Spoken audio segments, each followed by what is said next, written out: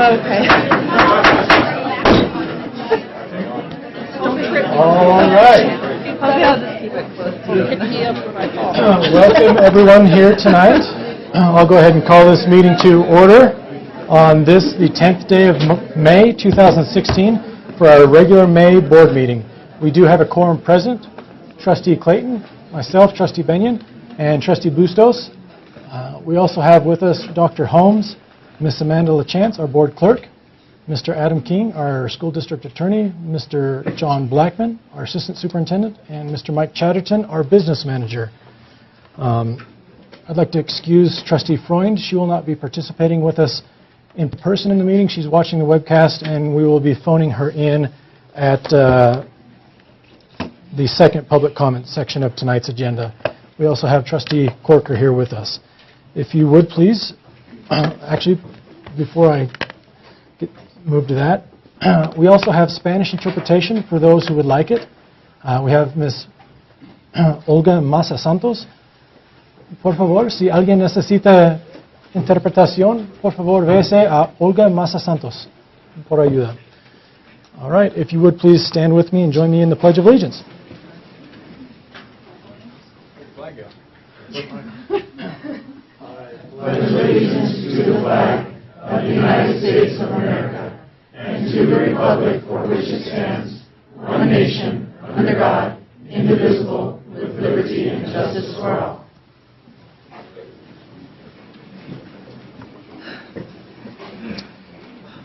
All right. Are there any additions, corrections, modifications, or substitutions to the current agenda? I would like to make one.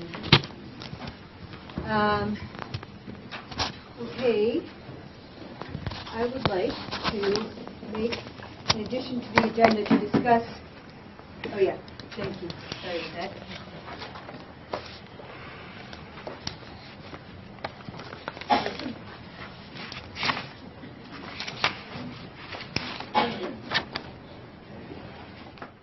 I would like to make an addition on the agenda to discuss whether administrators have guaranteed property rights to fringe benefits, specifically that teachers do not enjoy, as we were told by the assistant principal at last month's board meeting.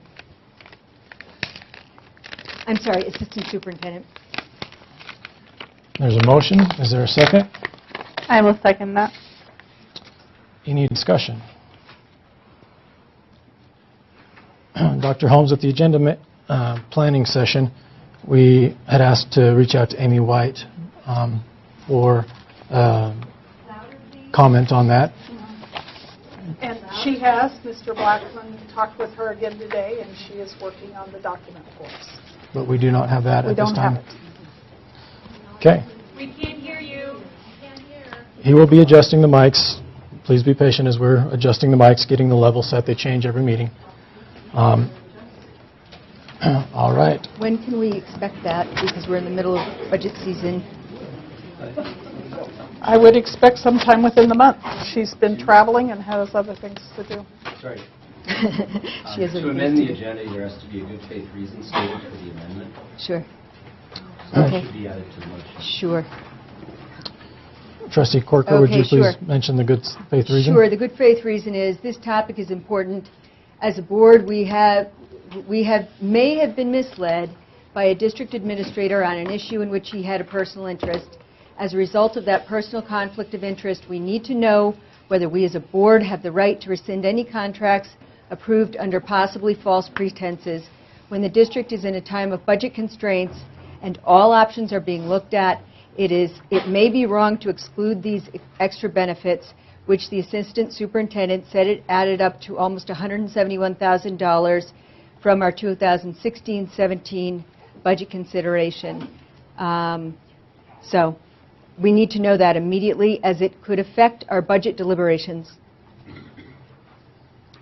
Further discussion? Roll call vote. Those in favor of the addition? Aye. Roll call vote. Trustee Bustos? Aye. Trustee Corker? Aye. Trustee Clayton? Nay. Trustee Benyon? Nay. Vote is 2-2. Motion fails. Any further additions, corrections, modifications, or substitutions to the current agenda?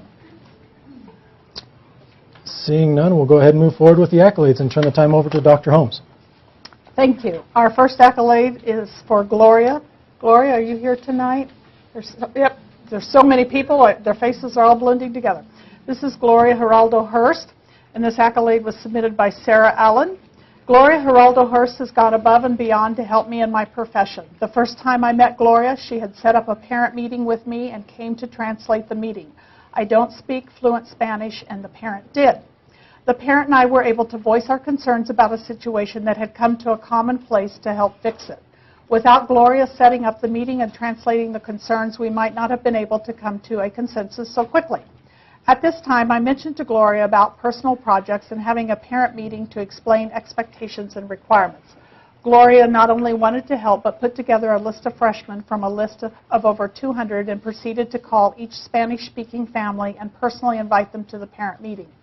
In addition to this, she helped me plan which evening would get the most Spanish speakers based on what other activities were happening in the Valley. She then came to the meeting and proceeded to be my interpreter the entire meeting. The parents that joined us that night expressed their thanks for the effort to reach out and make their child's education a priority regardless of language. After the meeting, she basically asked, "What is next?" This was the first time I have worked with Gloria, and I can't stop raving about how much she helped me. I feel that having Gloria as a part of the district can only make us better at serving all our students. Submitted by Sarah Aldo. So Gloria, thank you for helping Sarah.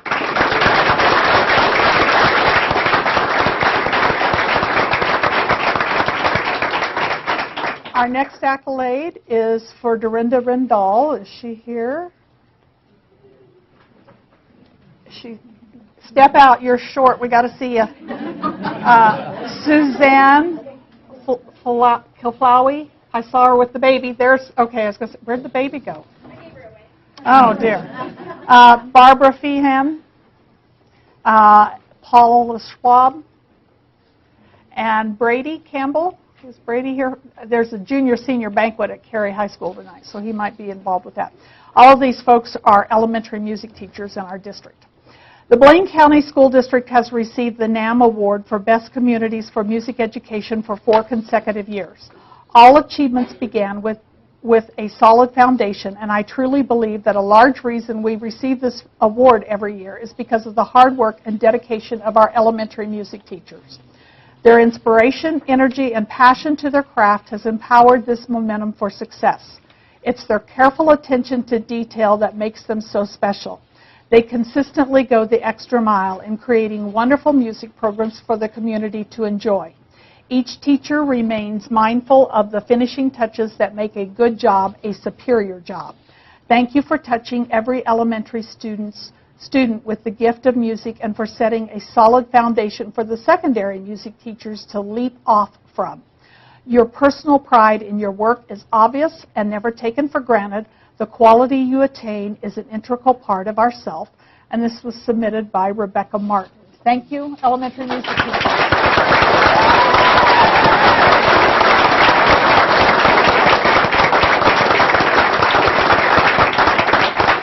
And speaking of music programs, we have one going on tonight, right? So if you get bored here, you can step across the hall and hear our middle school students. Is that correct? Do I have... I'm going to be here. Oh, you're going to be here for part of this. Okay. All right. Okay. All right. All right. And then Jen Bradshaw. Jen is okay. We have 2 actually that were submitted on behalf for Jen Bradshaw, and the first one is submitted by Carol Avalar. It says, as a substitute teacher in your district for the last 15 years, I have never taken it upon myself to write a glowing letter of praise on behalf of an employee. Perhaps it is because I have not worked with someone for 5 weeks straight under less than ideal conditions. I am so impressed with Jen Bradshaw that I had to put it down in writing. As you know, Jen works with a wide variety of students with different social, emotional, and cognitive disabilities. She has managed to fuse a respectful, bonding, and helpful environment among this disparate group, along with a healthy dose of fun. She has the ability to draw on her many stellar qualities as needed: flexibility, motherliness, encouragement, discipline, patience, sense of humor, and always respect. all with the goal of fostering their independence. Jen also works with a variety of specialists, speech and occupational therapists, and a succession of behavior therapists, always at a very professional level. She has essentially taken over Elise DeClot's role the last 5 weeks regarding emails, phone calls to parents, and paperwork, all this while maintaining a congenial, calm environment in the classroom with her coworkers. I just wanted to make sure you know what a jewel you have working for you. And then the second one is Jennifer Bradshaw is a paraprofessional at Wood River High School, where she has worked with the A101 crew since 2002. Her dedication to the students and program has been incredible in these years.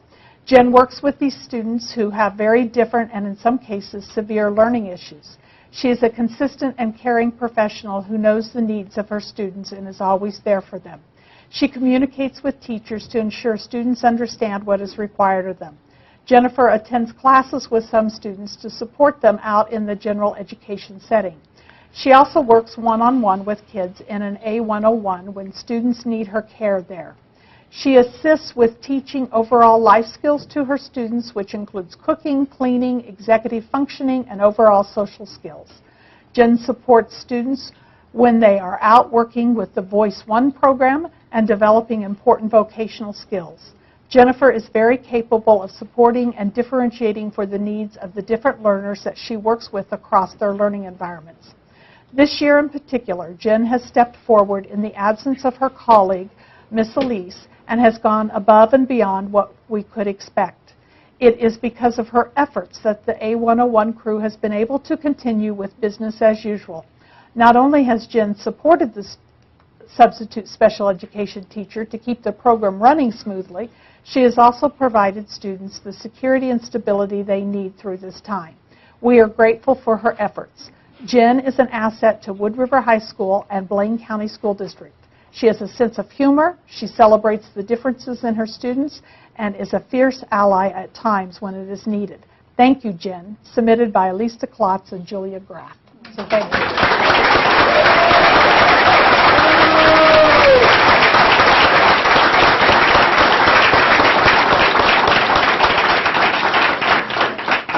And this last group, I know they're not all here because some of them are actually on the job right now. But for our technology and maintenance department folks, all of you that are here, please stand up or step forward if you're in the standing room only crowd.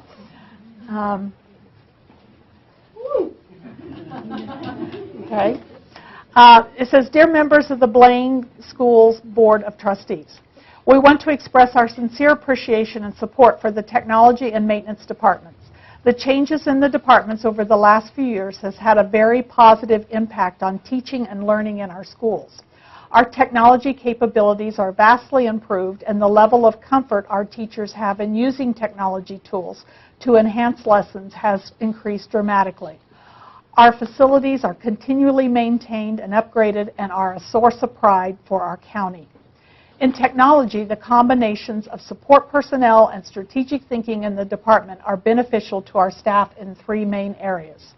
Technology integration specialists have given teachers and administrators excellent professional development opportunities to embed the use of technology in lessons and to expand our capabilities to reach out to the world and to make learning more relevant and inspiring. Building support personnel are quick to respond to work orders and to assist our computer lab techs with guidance and planning for our annual upgrade of hardware and software. When problems arise, the rapid reaction and support allows us to have minimal to no downtime with equipment. Technology staff have worked diligently in the past few years to upgrade and advance our broadband capabilities. This huge increase in capacity has allowed us to use hundreds and hundreds of devices simultaneously while testing or even watching the student news or showing a documentary to every student across the school. While our district has added vast square footage in the past 15 years, the custodial and maintenance personnel numbers have not increased proportionately. The work our maintenance crew has accomplished during many of our building projects saved the district huge sums that would have otherwise raised the price of the building contracts. Our custodians have had more and more square footage added to their shifts, yet they have kept up the high expectations for clean and presentable campuses across our communities. As both these departments move forward into another school year, we want to make sure they know how much their work is appreciated and how vital we see their roles in the success of every Blaine County School District student. We, the undersigned, pass on our praise and thanks to every member of our technology and maintenance departments and to the visionary directors that respond to our needs and foresee our growth. Sincerely, Don Hazley, John Peck, Fritz Peters, Brad Hinson, Mike Glenn, John Pierce, Thad Biggers, Mark Savageau, Keith Nelson, Robert Ditch, Julia Graff, Mike Chatterton, Rex Squires, John Blackman, and Heather Crocker.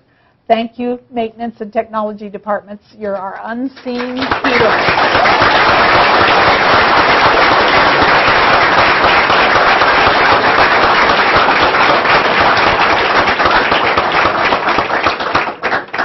All right, thank you for that. And we will go ahead and move forward now with the student presentation of the NAM Award by Dunkley Music.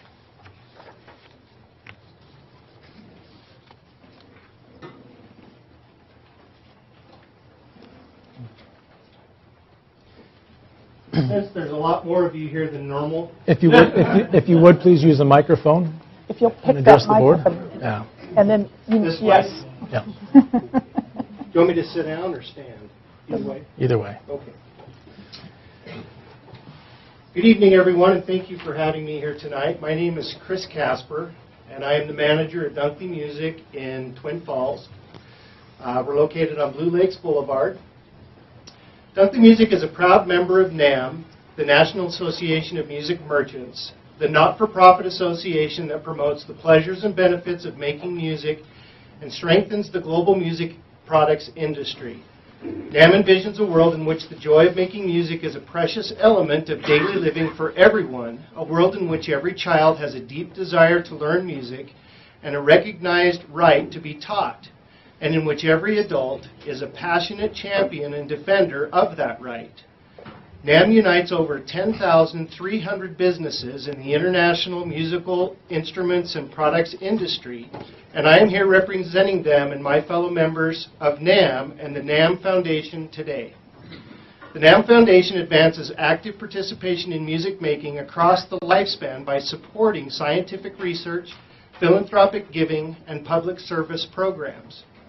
The NAM Foundation's Best Communities for Music Education program recognizes and celebrates schools and districts, their administrators, teachers, board members, parents, and students across the United States for their commitment to and support of music education. BCME provides music educators, administrators, board members, and advocates with visibility for their music education programs and their efforts to ensure access to all students as part of a well-rounded education. In a record-breaking year for participation, the NAM Foundation recognized 476 school districts as among the best communities for music education out of the nation's 13,515 school districts. In its 17th year, the program recognizes outstanding efforts by teachers, administrators, parents, students, and community leaders who work together to ensure access to music learning for all students as part of the school curriculum. In addition to the 476 districts receiving Best Community for Music Education recognition, 118 individual schools across the nation were awarded the Supportive Music Merit Award, honoring individual schools that have demonstrated strong support for and commitment to music education. We are proud to present a certificate to the Blaine County School District as one of the 2016 Best Communities of Music Education. The BCME and SMMA designations take on added significance due to the passage of a new federal education law in December 2015. The Every Student Succeeds Act, or ESSA, designates music as a recommended subject and as part of a well-rounded education. ESSA shifts more control to the states and schools and encourages policymakers to give non-tested subjects, such as music, a more important role in the development of school curricula. From everyone at NAM and the NAM Foundation, and from Dunkley Music, thank you, Blaine County School District, and we wish you every success in the future.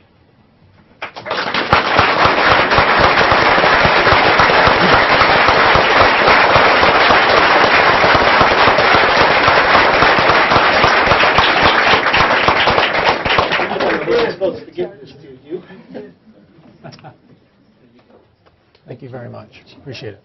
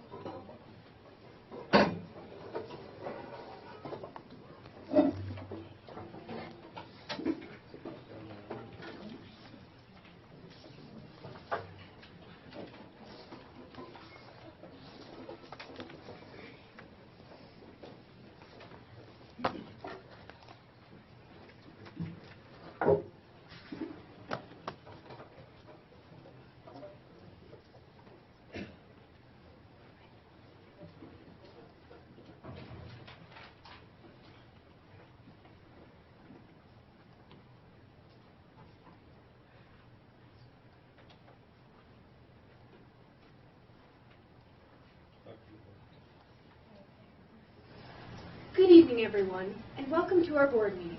We are so very excited to have you here for an evening of performing arts. John, why don't you tell us what is on the docket for this evening's performance? Well, we have an 8th grade student quartet performing La Renaissance with Jennifer Jordan and Mason Crocutt on violin. Mayor? Do it again, yeah. Well, we have an 8th grade student quartet performing La Renaissance with Jennifer Jordan and Mason Crocutt on violin, Maren Feltman on viola, and Emily Vandenberg on cello.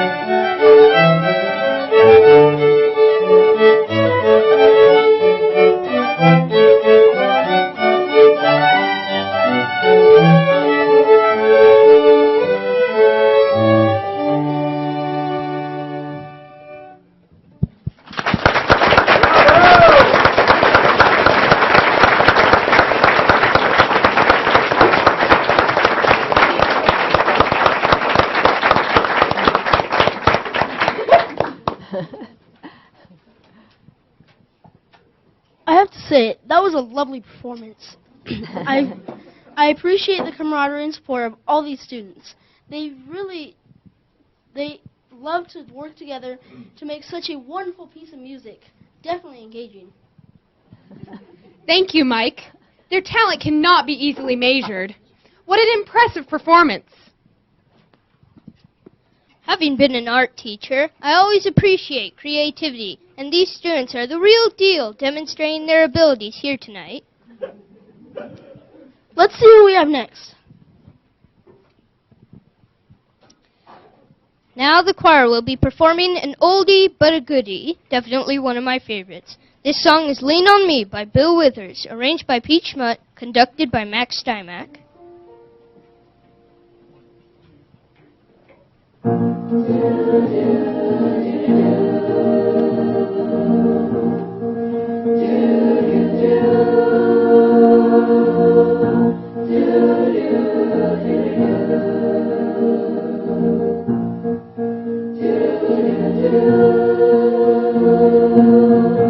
Sometimes in our lives we all have pain, we all have sorrow, but if we are wise, we know that there's always tomorrow.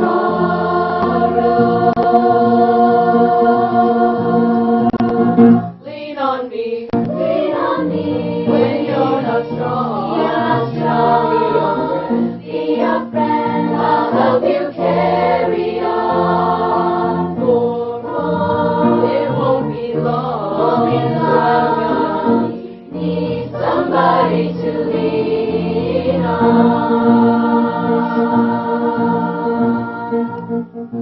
Lean on me, swallow your pride.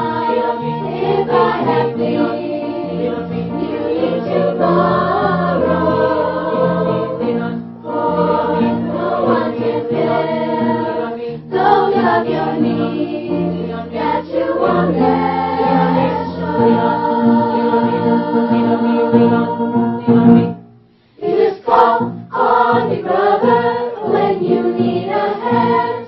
We all need somebody to lean on. I just might have a problem that you'll understand. We all need somebody to lean on. Lean on me, when you're not strong. I'll be your friend. I'll help you carry on. Lean on me, I'm gonna need somebody to lean on. We all need somebody to lean on. We all need somebody to lean on. Lean on me.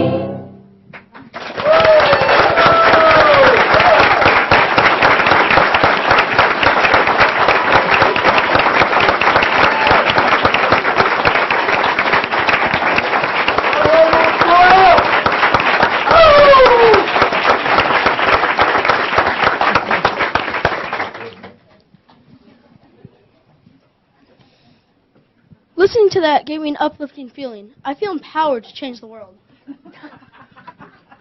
I couldn't agree more. These students are quite inspiring, and I must certainly identify with the idea of leaning on each other. What a fantastic collaborative effort. Witnessing this is a testament that the performing arts are a crucial part of our students' education. The performing arts, drama, music, and dance are a science, mathematics, foreign language, history, physical education, language arts, business, technology, economics. The performing arts are taught in schools not because you are expected to major in them, not because you are expected to perform all through life, not so you can relax, not so you can have fun, but so you can recognize beauty, so you will be sensitive, so you will exceed the limits in an infinite world beyond here. So you will have more love, more compassion, more gentleness, more good. In short, more life.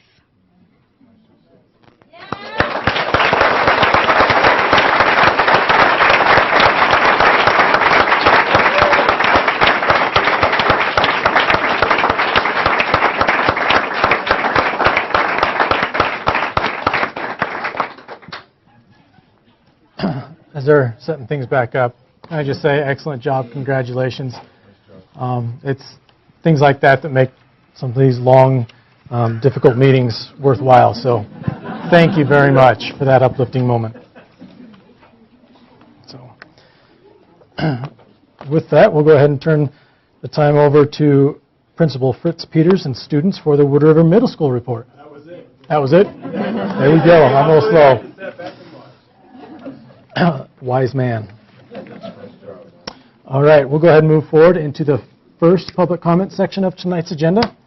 And we will start with, okay, we have a group of Wood River Middle School students. Skylar, I apologize, I'm probably going to butcher some of these names. Jungling, Britta Heffy, Sarah Biggers, and Saraya Malk.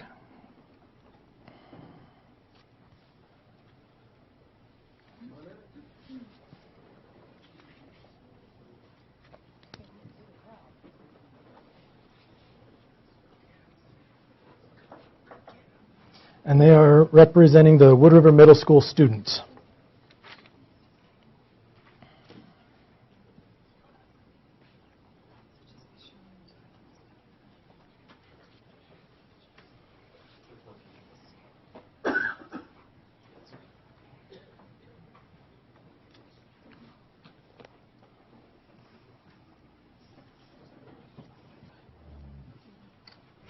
Hi, I'm Mariah Dwyer, and this is Skylar, Soraya, Sarah, and Britta. And we are the 7th grade GATE class.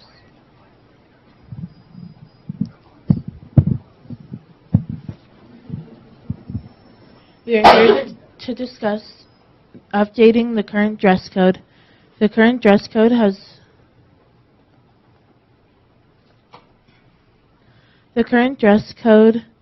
has not been updated for 12 years, and styles have changed. Students do not understand why there are some restrictions that don't allow you to express yourself. The topics we will be discussing with you are the change of fashion, how judging shorts and skirts by your fingertips is an unfair way to judge length of clothing, as well as getting dress coded for your bra strap showing, and how hats do not conceal your identity. They are part of an outfit. As Marc Jacobs said, "To me, clothing is a form of self-expression. There are hints about who you are and what you are."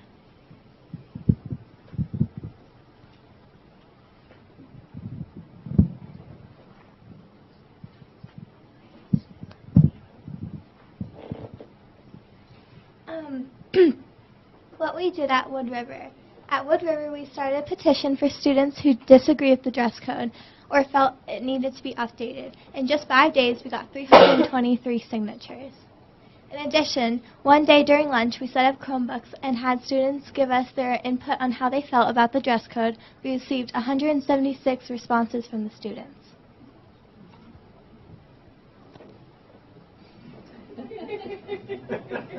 Hello, my name is Britta Heafy, and I'm a 7th grader GATE student.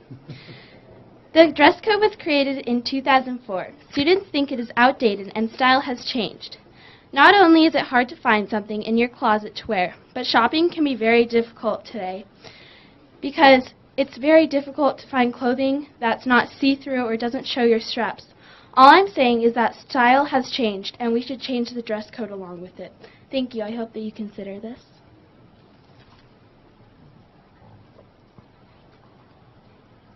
Lost times is part of the dress code because different people have different arm lengths and thigh lengths. The same length shorts could be different in the dress code on one person but on another. Everybody is born with a different body and things may appear differently on different people. It is an unfair way to judge people. Teachers may feel differently about this because they have a different perspective. Thank you.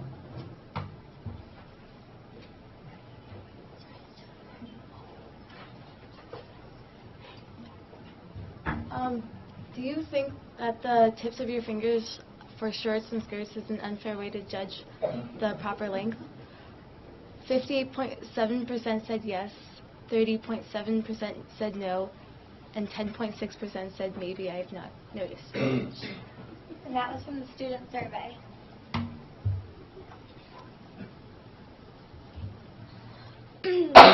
Showing straps is a very common thing and accepted thing that teenage girls do on purpose or with the fashion. The stores are putting out, with the new fashion that stores are putting out, it's becoming very difficult to find clothes that cover up our straps.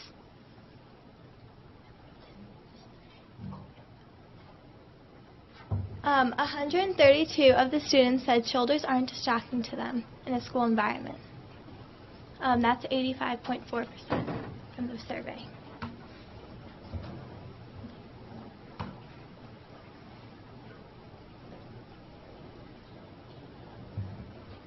Things that we want to change, part 3. Other schools allow lots of hats in the building because it's not really disrespectful anymore, as long as you take them off during the pledge. In our school, there's no hats and no hoods. Hats have become a part of modern life and a common way to express and define yourself. There's a lot that you can tell about a person by a hat that you cannot by only clothing. They also provide protection from the sun when we're outside at lunch. And data, the survey data, out of the 176 responses, 134 students felt that hats aren't a distraction in the school environment. Thank you for considering, Thank you for considering our ideas. Expressing yourself is what makes all of us different and unique in everyday life. We appreciate the time that we have received to voice our opinions and hope that you all have a very wonderful rest of your day. We have 2 more votes.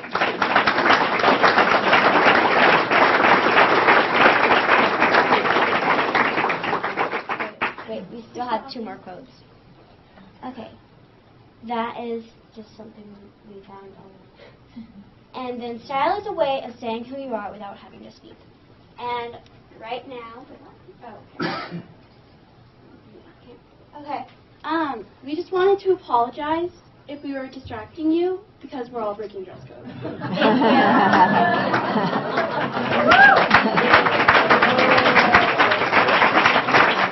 Thank you very much for your comment and presentation. We appreciate it.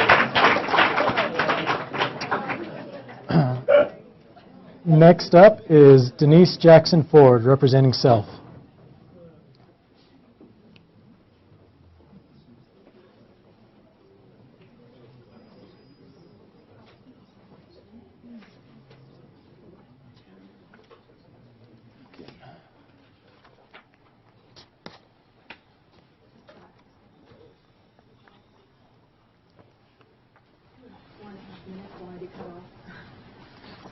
Three minutes.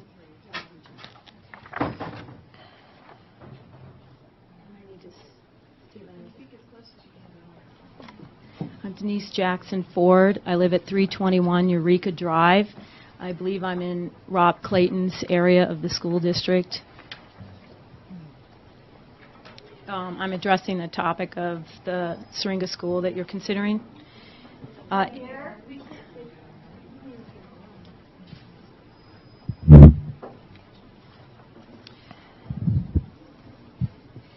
Can I just stand up and speak to everybody? Yes. Okay. Take the mic out and hold it up to your mouth. There you go. And hold it close to your mouth. Can you hear me now? Can you hear me? Okay. In a hard-fought effort to reduce our budget by $1.3 million as reasonably directed by the Board of Trustees, we have responsibly accomplished that feat while respecting the needs of the children we nurture and the livelihoods of our dedicated staff members. So I am confused in the midst of our diligent budget-cutting climate about why any board member would honestly think it is viable to adopt an entirely new educational system. So here are 3 primary issues about which I have asked many questions. The first issue, how do we evaluate if an alternative educational program is the right innovative learning program to adopt and to invest in for our school district?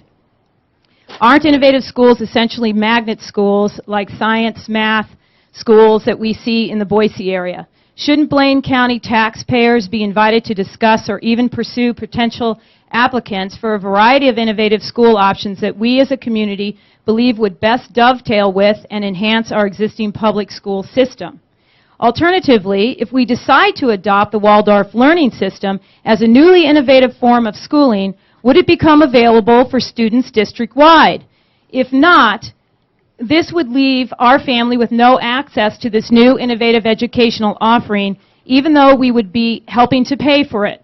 Students would also lose services they currently have through the reduction in special programs, supplies, and staffing that will likely occur in order to accommodate a new program that is not currently planned for under our long-range budgeting. The second issue, what are the realistic ramifications to our budget if we adopt a new school? didn't this school board just establish this year a directive to the staff to increase our reserve funds to at least $9 million within the next 5 years? Sort of a rainy day fund. So if we were to adopt the Syringa Waldorf School, wouldn't the approximately $3.5 million in the land lottery fund need to be used instead to establish a viable structure for this school? And it would be likely inadequate to even bring a building up to fire safety and accessibility codes, much less to purchase real estate or build an adequate facility. If the land lottery fund is used to provide housing for the Waldorf program, which is a likely option, and is not available to transfer into the reserve fund, I understand we will need to cut roughly $750,000 each year for the next 5 years to reach your $9 million directive that you established about 3 months ago. One example that I asked about with the school district to give me an idea of what that would look like every year. One example would be to cut 10 staff positions each year for the next 5 years to achieve the reserve. Are we willing to take on this new, innovative, exciting school while simultaneously cutting most of the staff it needs to function in the first year and then still losing 40 more positions district-wide over the next 4 years? The third issue and final issue. What will we do about a proper structure to house a new school program? Thank you for your comments. And may I just do a quick conclusion? Your narrative will be in the minutes of the meeting. Thank you for your comment.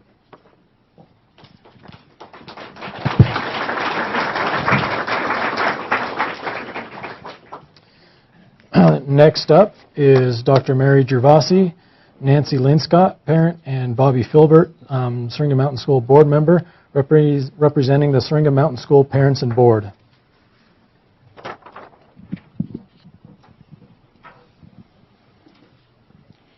Thank you.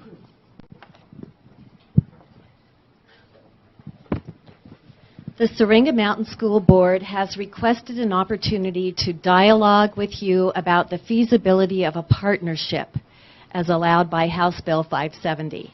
This evening, Syringa is asking you to make it possible to have that dialogue. They do not feel you have provided a constructive forum for discussion. When Syringa was informed that you had scheduled a work session May 3rd to discuss their request, they came prepared to do just that, discuss. They brought 2 experts from Boise to assist, but it appeared you had no interest in hearing from Syringa directly about the report, and in fact, Syringa was afforded a total of 6 minutes to make public comment, and their staff were only allowed to speak if directly asked a question by you. If you are voting on whether to enter an agreement with Syringa as an innovative school, your vote would be at best premature and based on inaccurate and limited information. For example, as a publicly supported education choice in our valley, Syringa operates on a balanced budget. Your report indicated that you would have to cover their $200,000 shortfall, but that's inaccurate. Syringa just raised $145,000 and will close the year in the black. Your findings would have Syringa spend $33,000 on a full-time library paraprofessional and $40,000 on a library collection. Is that truly a responsible use of our resources? The Syringa board believes there are ways to free up funds without disrupting your budget, and they would welcome the opportunity to talk about this with you. For the discussion that occurred at the work session, it would appear that you are not at this time concerned about the number of families who are choosing other education options in the Valley. It was shared that 650 students have left the district for Valley schools since 2010. In the 2 years Syringa has been opened, their students represent $1,572,000 of lost state and federal funding to Blaine County. But they also represent 300 parents who vote for and contribute with their taxes to the Blaine County schools. It seems like we've been off course from the beginning of this effort. It is for these reasons and more the Syringa Board is asking you to create a platform where both parties can come together in a good faith effort to explore the feasibility of reaching a mutually beneficial agreement as proposed by this bill. The Syringa Board is asking you to consider voting to either revisit their request in a format where both school boards can constructively examine the bill together and on equal footing, or to establish a joint task force to do just that.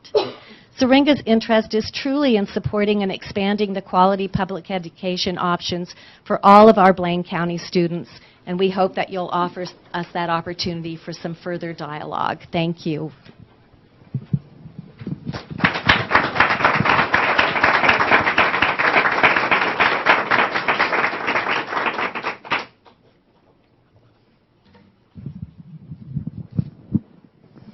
I'm Nancy Linscott, and here with Syringa as well. And as district board members, I call upon you to fulfill your primary ethical obligation, which is to look out for the educational welfare of all the children attending the public schools.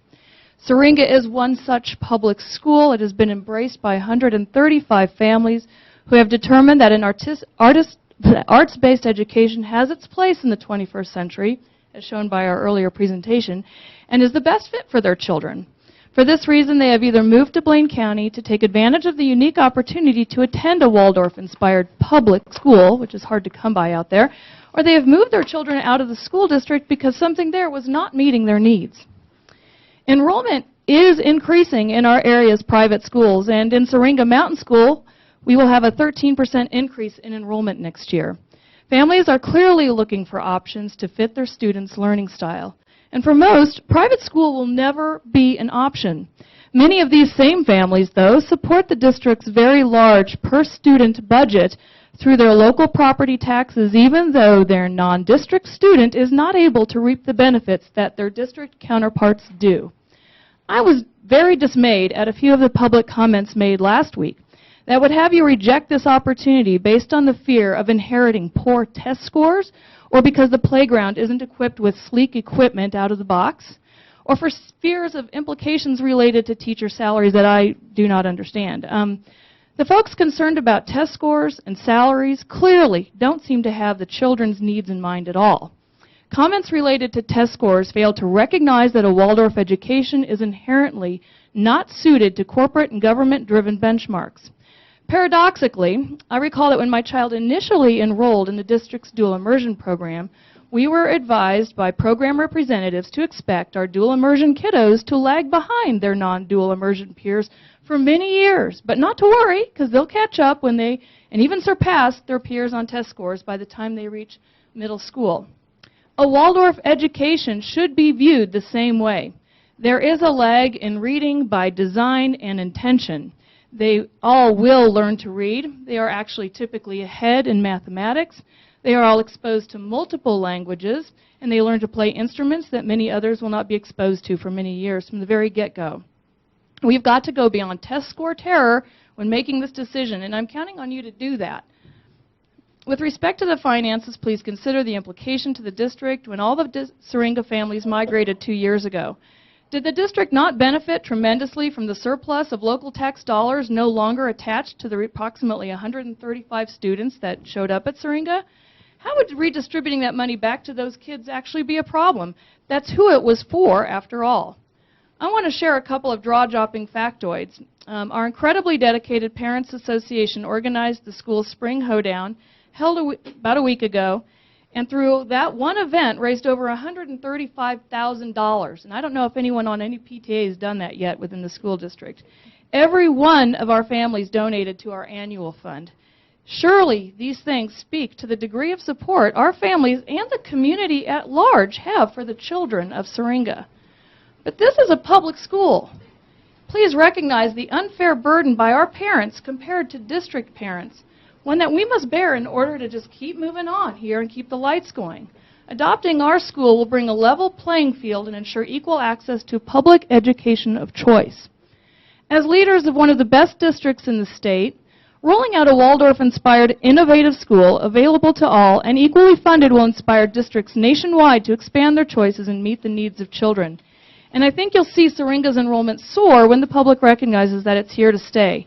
It's a very exciting opportunity and one the district can truly benefit from. Thank you.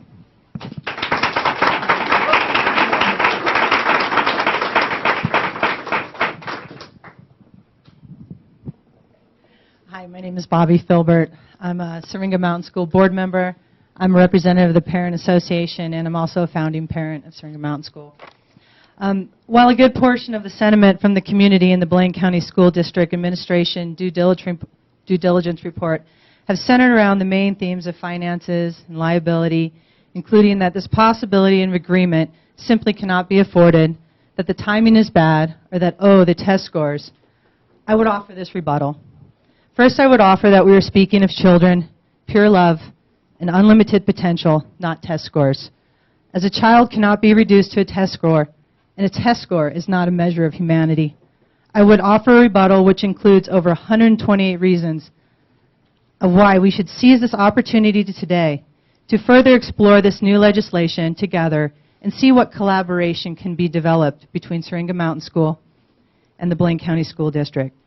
I refer to 128 reasons because this is the number of children that are currently enrolled at Syringa. That number rises to 147 next year.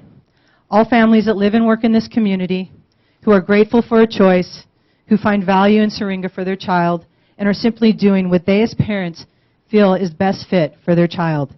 It is this opportunity that stands before us today. The opportunity to serve all children in our community.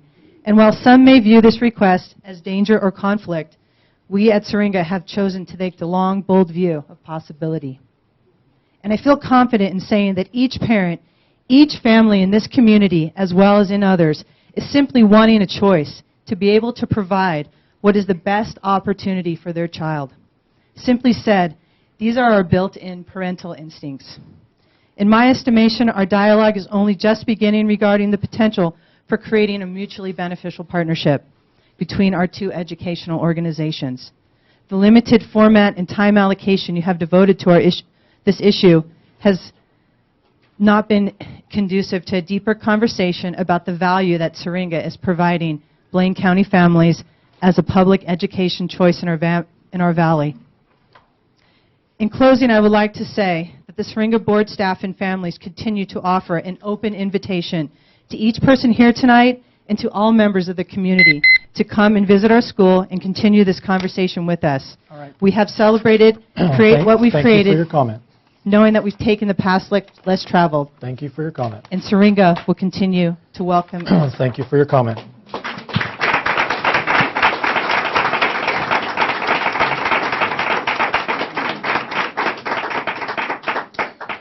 Next up, Mr. Mike Shepard.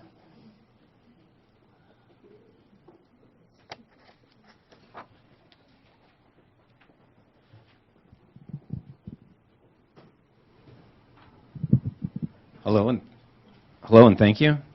Volume good. My name is Mike Shepard. My daughter attends the Haley Elementary and is in the 4th grade. My son attended Haley Elementary from kindergarten to 4th grade and spent the 5th grade at Syringa and is now enrolled in Sage. I get the need for alternative choice in education. I do see a benefit for the community to have a choice, and Syringa can certainly be a choice, and that's what it should be, a choice for the parents and the students that subscribe to the Waldorf philosophy. If the district takes on the charter, then the tax base or the community doesn't get a choice. They get Syringa and the cost, whether they like it or not. No public institution is perfect. It's impossible to design a curriculum and programs that are suited for all. However, the Blaine County School District is doing a fantastic job at offering a diversified curriculum with many special programs. My kids were lucky enough to be enrolled in the GATE program. I always thought the GATE program and its style of learning would benefit all students. I'd much rather and prefer the district to provide funding so that GATE could be taught as a special to all students over a Waldorf branch within the district. I'm sure any of the established Blaine County School District programs would welcome additional funding. I just don't see a philosophical union between the BCSD and Syringa Mountain School. I think this vote is all about dollars and the privatization of public funds. Syringa is only in their 2nd year. When I enrolled my son into the new charter, I understood that it was a new school and expected some growing pains. What I didn't expect for him to go through was to have 3 different teachers during one school year.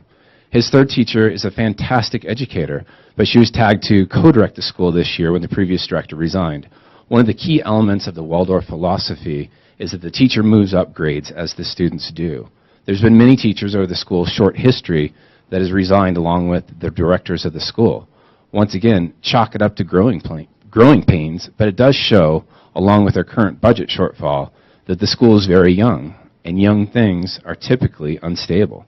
If we just cut summer school, how can we afford to take on Syringa?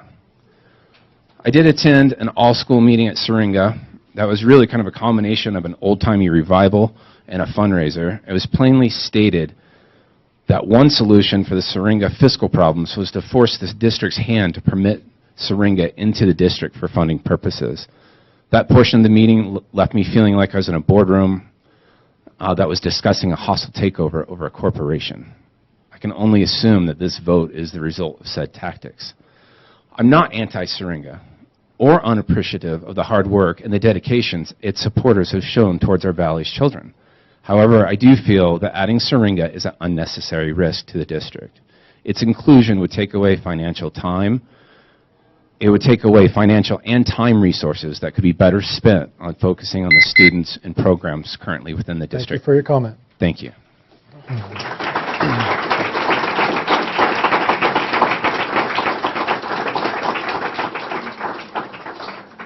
Next up is Penfield Stroh.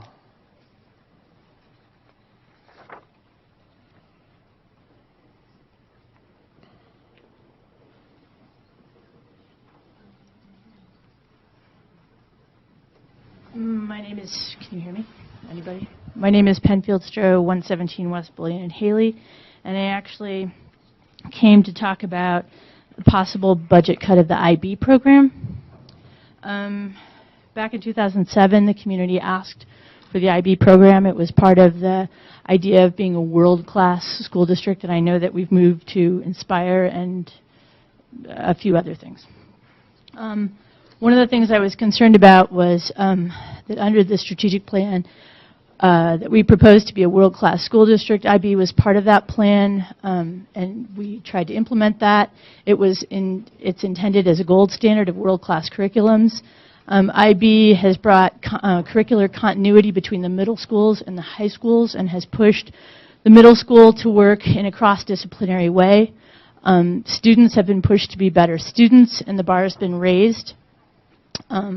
I would hate to see the Blaine County School District take a step back by dropping the program, which has better prepared our students to handle the challenge of AP classes and college. An example that comes to mind about the cross-curricular working together between the middle school and the high school was that when my son was in the middle school, he studied a book in the English department, and when he got to high school, they studied the same book in the English department because they weren't working vertically between middle school and high school, and I think that IB has helped that, and I would hate to see the school district lose that, take steps back. Thank you. Thank you for your comment. Next up is Leslie Dilley.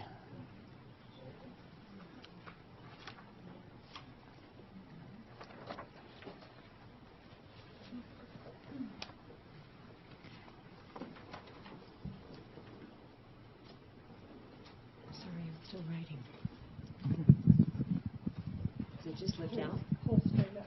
Hold towards you. Good evening. My name is Leslie Dilley. I'm a parent who, with my husband, Les Dilley, have 4 children who started and completed their K through 12th grade schooling in the BCSD system. Having invested so much time over the years into this district, I still am very interested in what is going on in our Valley's classrooms. I'm here to show support of the continuation of the IB program that so many parents, administrators, and many students voted to implement in the mid-2000s. A program like IB takes quite a while to grow, and it's exactly the type of program the parents of Blaine County expressed a desire to see grow and be supported in their schools. If this is a financial issue, our family would like to see the trustees look for other more creative ways to meet their budgets and consolidate somewhere in the administration and not in the classroom. The parents with children in lower grades may not understand the long-term effect of dropping a program like IB, but our family does. It is the difference between a mediocre educational experience and an education marked by eminence and distinction. Thank you for your comment.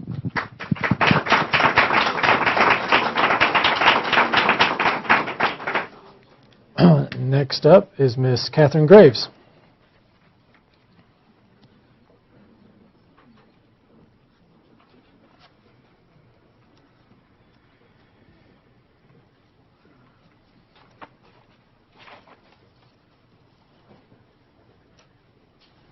Hi, my name is Catherine Graves, and I live at 750 Buckhorn Drive. I am also here to talk about the IB program. Seems like they're all in a row. I'm here to voice my concern about the elimination of the IB middle years program from the proposed budget.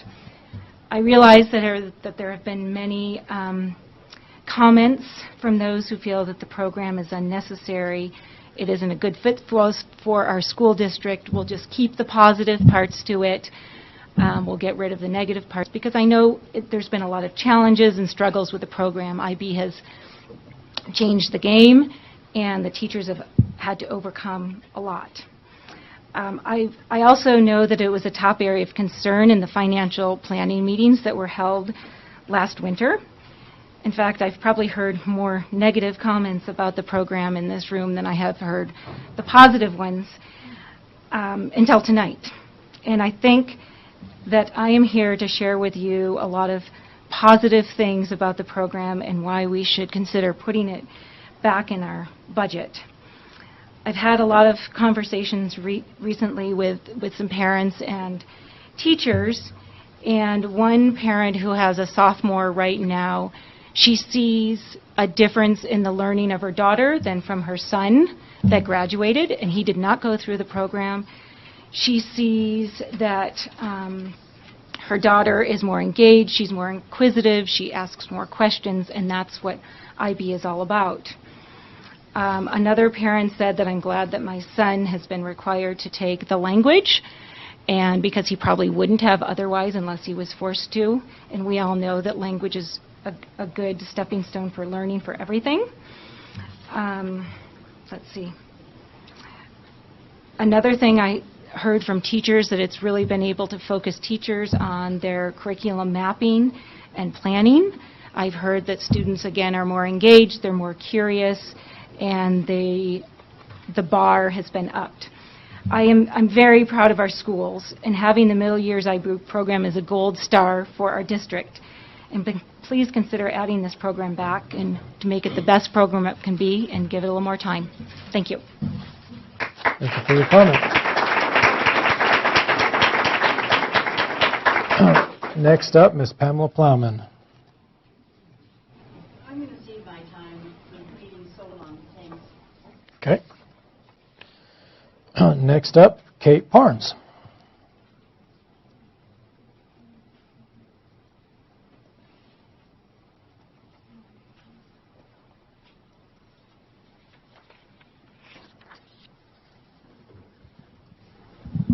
Hi. So I think it's ironic that I'm here on the night when custodians received an accolade, congratulating them on doing an excellent job and maintaining our buildings and expressing how incredibly important that is and how much pride they take in it. And the reason that I'm here is because right now the budget proposal shows eliminating a custodian at Hemingway Elementary. I can't speak to what's happening in all the other schools, but I know that it would be physically impossible to maintain a clean school at Hemingway with 2 custodians. Because, and I'm not sure why it happened. It was suggested, and I don't know if this is true, that one of the reasons that the school could function with fewer custodians is because they project 20 fewer students next year. But there will be the same number of classrooms used. Anyway, so the reason that it's physically impossible to clean the school adequately with 2 custodians is that one comes in the morning and that person stays until the kids leave, and then the next custodian would come on and be expected to clean every single classroom, including all the restrooms and the building that's outside that houses the kindergarten classes in their bathrooms. And it's not physically possible.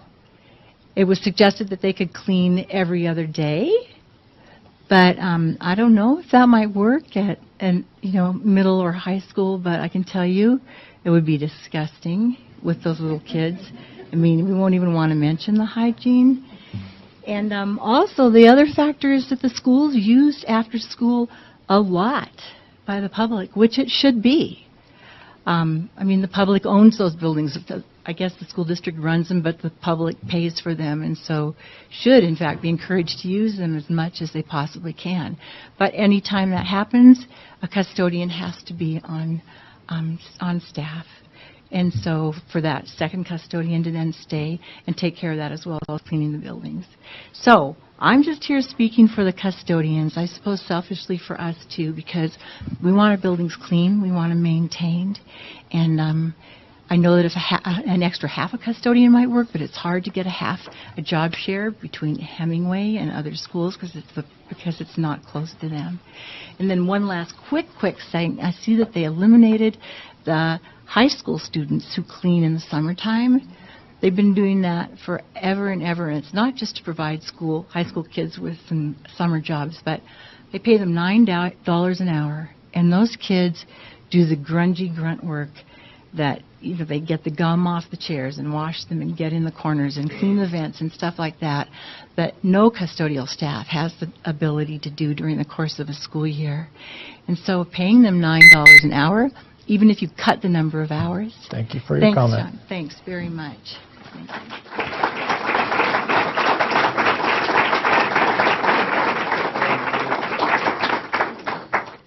Next up, Mr. Andy Parnes.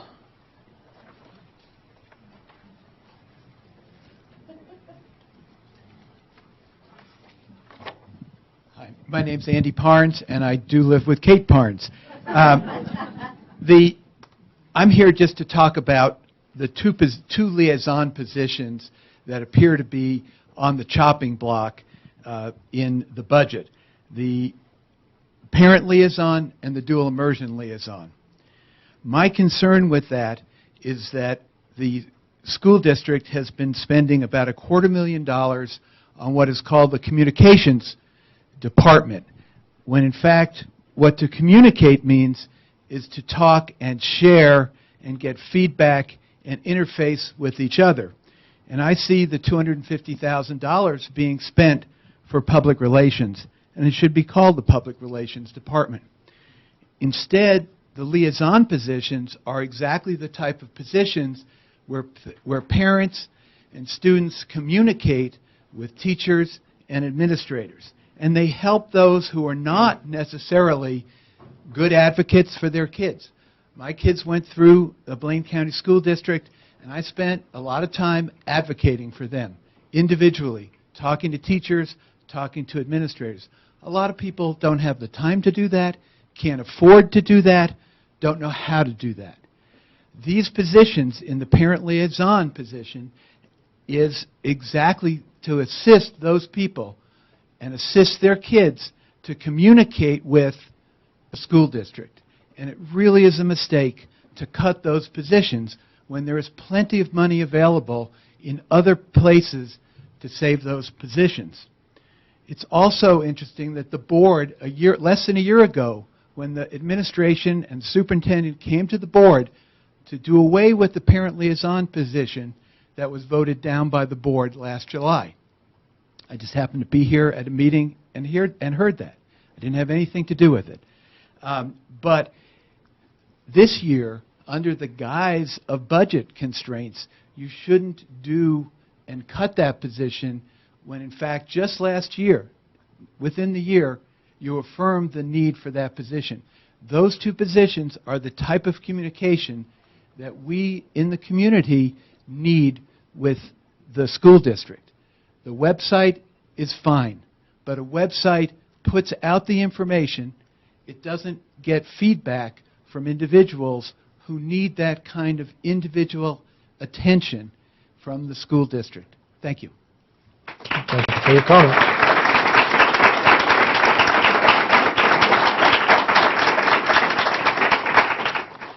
All right, I believe that's all the public comments forms that I have for this session.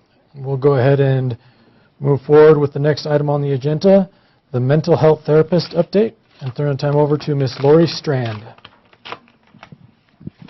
Thank you. I know I'm supposed to face this way, but I just have to say hello to all the wonderful people out here that I get to work with every day. My time here already has been so fantastic, and I feel so supported by just so many wonderful people. Thank you for giving me a little bit of time. You should probably give me the time or two, but I'll really try to stay on task. So what I'm going to do tonight is just give you a little update on where I've been and where we're going. I'm going to use the term we a lot because this isn't my position. It is an extremely collaborative position where I speak with people every day about how the state of mental health and substance use and abuse and prevention and intervention needs to look in the district. How should I go about doing? Yeah, that'd be great. Thank you. You'll see also that there's a lot of things repeated on a lot of slides because there's just a lot of overlap. I also will urge you to read the slides because I won't be reading them for you. What do I do? Okay. So the first 3 slides are just going to show you a multitude of organizations and individuals that I've spoken with throughout. For my first month and a half here, this is all I did was sit down and talk to people. What I learned from the beginning is that a lot of people felt like there wasn't enough community involvement, that people didn't have a lot of say in what the substance abuse prevention program looked like. And so I wanted to make sure that I was really getting a feel for the climate and the culture of both the schools and as well as the community. So you'll just see here that there are tons of people. I'm not going to go previously. A bunch of people are in this room. And a lot of organizations. I think I missed a slide. Of course, a huge piece of this has just been spending a lot of time in the schools with administrators, teachers, staff, the district office, etc. Thank you. Did I do that? Oh, okay. Thanks. Whoa. Thank you. So again, a lot of people are in this room, and I just thank you for the support and guidance that you've given me through this process. I've been going through a lot of trainings at the same time. I was asked when I first began was to really focus on kind of triaging the current policy that was in place and really making it a more supportive process for our students. But with that said, also just really always having to look forward for prevention and intervention at the same time. So you'll see the term SBIRT, which is repeated a lot, which is a screening, brief intervention and referral for treatment, which is an early intervention that you'll hear about more. Just wanted to point that out. And also point out that I attended a mindfulness-based substance abuse treatment program training. I identified that in our community we have a huge amount of people that are already trained in this, and it's a huge resource to our community, and I wanted to be able to capitalize on that so that I wasn't spending a bunch of money on new trainings or new programs when we already had a lot of that in place. This is just no one can read this, of course, but it's a flow chart, and I put it in your things. You should have it to be able to look through. It's just more helpful for us to be able to see kind of what the process is. This just shows the process of when a student's identified, what all the steps are, so it's an easy thing to follow, so you can kind of check that out. So I'm just going to briefly go through kind of what this new process looks like, why we're doing it this way, and then we'll move into where we're going. So it's currently still housed under the current policy, and we realize that that's flawed and that that's not perfect, but we also realize that having someone come in and just redo a policy wasn't that helpful either. We realize that our schools are undergoing some climate changes as well as we wanted to do some culture change, and it's not that helpful to just implement a policy change without kind of waiting a little bit to just see what that's going to look like. We realize that the tobacco policy is still wrapped up with the drugs and alcohol, and that's flawed, and that's something that needs to be taken care of, and we'll be looking at that soon. Through this process, a student is identified. I am contacted first from a school administrator. An SRO officer is also contacted at that time, in which they help put a child into a diversion program. Historically, a child would usually be ticketed, go into the youth court system, and that could take anywhere from 3 weeks to 3 months to when they would begin receiving some sort of probation type services. In this new situation, we get in touch with probation straight off the bat. They're put into a diversion program and can begin receiving services immediately instead of having to wait for the process to kick in. Through this process, in the first 2 to 3 days, which are out of school suspension time, they need to meet with probation. They will participate in some meaningful community service options. They will go through an assessment with myself and will also be part of a success plan and also a restorative conferencing. That's the piece I want to touch on a little bit more, which is an option for students through this process. I know I'm talking incredibly fast, I apologize, to go through a process where it's a relationship building process. So a student identifies 1 to 2 adults in their building that they feel like gets them and that they connect with. So the process doesn't turn into you're out of school for 5 days, you come back, I hope that you make it. It turns into you're out, there's some issues, we need to look at what those issues are, we need to tell you how your behaviors affected us, and then we're also going to be talking to you about what are actually your goals in moving forward. So that's kind of what that piece is. During this process as well, it's just a huge identification of really finding out what the student needs, what their behavior is showing us. So a lot of this is contacting and being working with community referrals really, really closely. An assessment, just to let you know, takes approximately 8 hours from start to finish to do it, so it's a really long process as well. So looking forward, what do we hope for? We have a lot of conversations going on right now about in-school suspension, as we know that out-of-school suspension isn't helpful. Data tells us that. So we're, again, working towards making an option where during these 2 to 3 days where a student really needs to be going through these assessments and meeting with different probation and getting these success plans going, that they can also be in school while that's happening. We realize, again, that the tobacco piece needs to be pulled out. We're going to continue to look at policy changes, and we're going to continue to look at how we can track data as best as possible, both in qualitative and quantitative data points. We're also creating a parent class that will be a required part of a student's being able to have a lesser suspension, and so we will be implementing a 3-hour mandatory parenting class for that as well. That's also open to other parents that would like those services.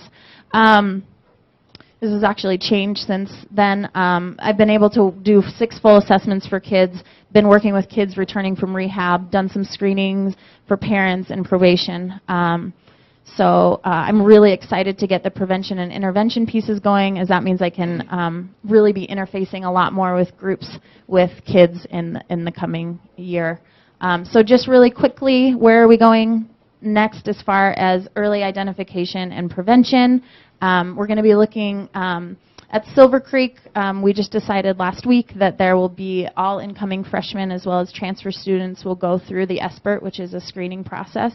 All of those kids then will be identified as what level of support they need. Data shows us that kids that are entering in alternative high school settings often have higher rates of substance abuse issues, and so we're trying to be able to put something in place that we can help those kids immediately and receive the services during the school day.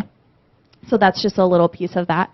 And again, meeting with administrators, counselors, and social workers and looking at the NIDAS prevention principles. So we're not just willy-nillying this. If you ever have any questions about research, I spend a lot of time looking at research and making sure that what we're doing is grounded in theory and evidence.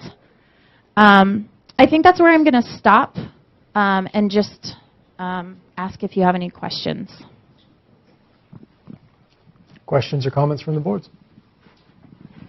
I was kind of wondering, and one of the slides that we were quickly going through was racial and ethnic drug counseling or something. I apologize. Didn't get. Yeah, I can. It's back. How do I go back? Click on the screen and I'll go back. Okay, it's under training. It will be at the top. Yeah, so one of it was substance abuse treatment, racial and ethnic minority adolescents. So, of course, because almost 50% of our district is Latino. It's important that I'm able to say that what we're going to be implementing is actually culturally sensitive. And so part of that training is that. Also part of this mindfulness-based substance abuse training is done in a lot of inner city juvenile justice centers. It's just what I should be doing, making sure that what we are implementing is culturally sensitive. If you look at the SBIRT, it also has been shown to work with Latino populations. It's a 2-question sort of thing that you can look up on NIDA's website as well. Okay. So what are your plans for working with the Latino community? I think that's a great question. I think part of what that is that I'm never going to implement something that wouldn't be culturally sensitive to that population.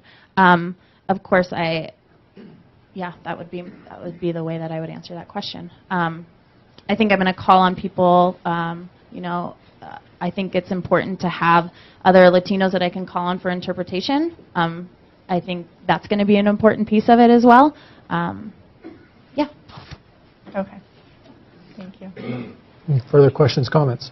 Yeah, I have a question. Within your building collaboration and community collaboration, who do you find as your greatest assets within, say, building structure or community structure in your stint so far? I'm going to say that my vice principals and my principals are really huge, my counselors and my social workers as well. They also are most available, I'd say, most of the time. I'd say where my teachers really have come and been incredible have been on an individual student-to-student basis. They've been really great to be able to just talk through specific students and see where they can support, because again, never wanting to just push things on people, but allowing them to be part of the processes. And there has been great feedback from teachers that have said that with this new process, it's allowed them to build one-on-one relationships with their students that they don't often have time to do. In the community, I would say the Flourish Foundation and the Drug Coalition have been really incredible to work with so far. Judge Ingram has been a really great mentor to me through a lot of this. I'm leaving out somebody who's sitting in here for sure. I just feel like I'm a collaborator in general, and so all of those people on the list, I'm sure that I haven't spoken to them just once. So, but I would say for sure I work most closely right now with the high schools, just because that's where the triage needed to happen straight away, and they have been incredible. Are the SRO officers of resource value to you as far as your collaboration with the schools? Yeah. During my time when a student is identified, they're part of our team as far as how we, because they're one of the first touch points as well, as far as safety and making sure that they can play a really strong position between probation and the schools as well. They also have a lot of pull as far as the diversion piece goes. We had a situation where a kid, without the SRO there being on our side, he had to go to his top guy and say no, we're gonna have faith in this kid. We're not going to take him to jail. And without kind of that support from that end of it, I don't know that would have been the outcome. So our SROs have been incredibly helpful to me and supportive. Yeah. Thank you. Mm-hmm. Trustee Corker. I just wanted to say thank you for choosing our community because I know that there was a large search and you had a lot of things that were going on. I think it was in Bozeman, or where did you come from? Missoula. And I also wanted to thank, this is the first time I've really gotten to see you speak, and I think you're addressing the entire list of things that had needed to be addressed. So I thank you for that. And I thank the committee, which was a collaborative community committee that got together and really vetted everybody and chose this fantastic person. My other question is a little bit more specific, and you may have run through it so quickly that I missed it. This in-school suspension, what's happening there? Is it happening or isn't it happening? I think that's a really great question, and part of being a team is that I can't talk about information that hasn't been finalized. I think that through this budgeting that we have to really see how things shake out. I know that I'm a big supporter of in-school suspension, and I know that the administration knows that as well. And so I will continue to put my support into that, but I also really know that there's a lot of things that I don't know that happen behind the scenes and that I don't have all the information. So it's really important that that I think we have some more discussing to do. Yeah. Thank you. Further questions, comments? Thank you very much for all you're doing for our community. Thank you.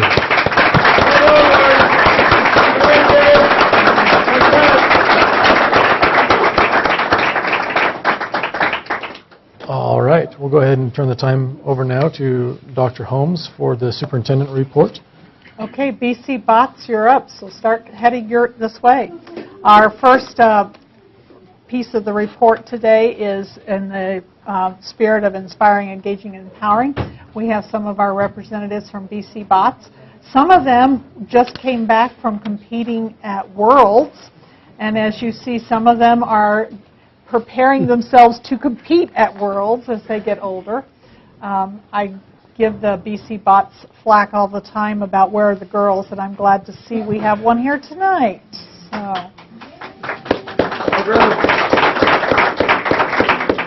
Take it away. So this will be a feel-good presentation, I guarantee it. Okay? We represent, what's that? We represent what has become BC Bots, and but it wasn't always that way. 7 years ago, my master's thesis professor at Utah State University called me up and he said, Kevin, I'm starting a robotics league down here in Utah, and I'd like you to come down here with a robot and get some students involved. And he said, I know you have one kit, because I had told him I had bought one kit to test it out. And I said, boy, I'm not sure I'm ready for this. And being the true teacher that he is, he said, if you wait till you're ready, you never will be. So I asked 3 students if they were interested, and they said, well, yeah, let's do it. So we did go down to that first competition 7 years ago. We ended up winning the first competition, and for the first 2 years, we were the only robotics team in the state, and we had to go down to Utah to compete. And on the 3rd year, we had a few Idaho schools join us, and in the 5th year, the middle school came on board. We started traveling to by that time we had Idaho tournaments. And so for the last 3 years, Jeremy Silvis at the middle school and myself and middle school students and my high school students have been traveling to Idaho tournaments together. And this past year we did as better than we've ever done in the past, and it's growing by leaps and bounds. So I'm going to hand the microphone over. Oh, one more thing. When it finally took off 3 years ago with the middle school and the high school collaboration, Krista Jones and myself and Jeremy Silvis collaborated on a $12,000 grant so that to build up the equipment so that it could really take off at the middle school and high school. And last year, Krista Jones started a team at Bellevue Elementary, and this year took her students to their first competition, and I think those guys are going to talk about their experience. Okay? So we've been all over Idaho this year competing. Secondary schools, we've been to, 8 or 9 different tournaments throughout the state. Elementary, been to a bunch as well.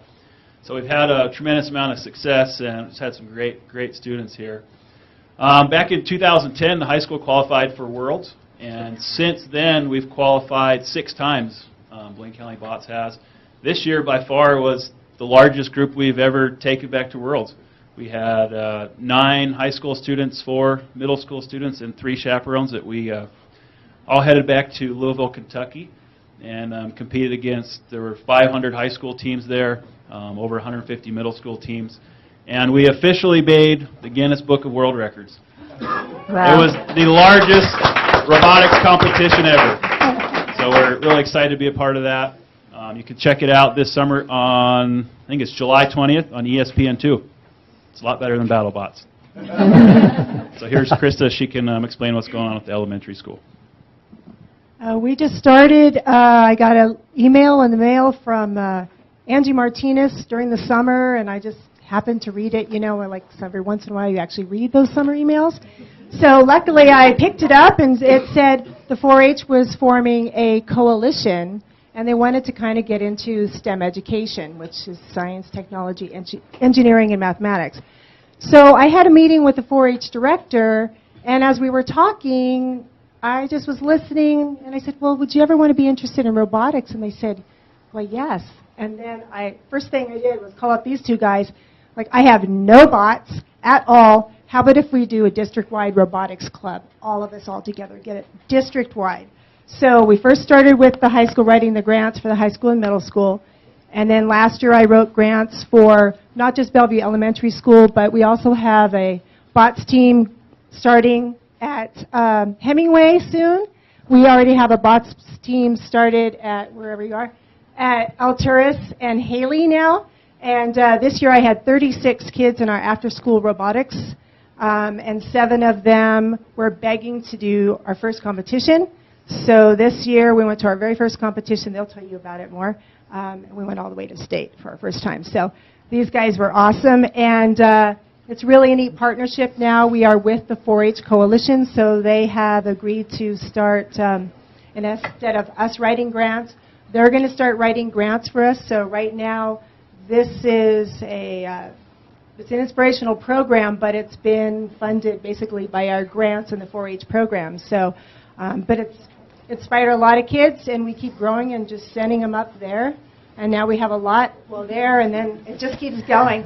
So now it's district-wide, so we're really excited about it.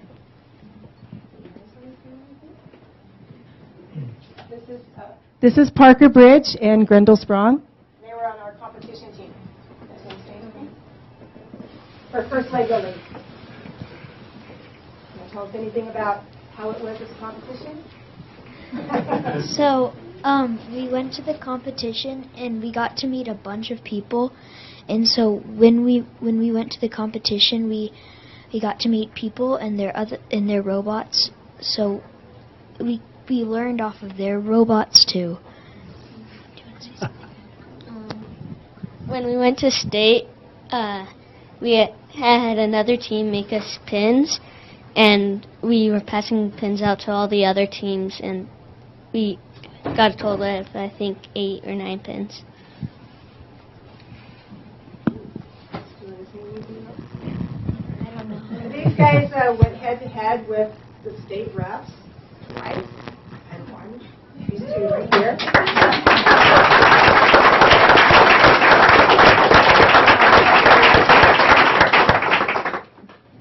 Come on, the little kid.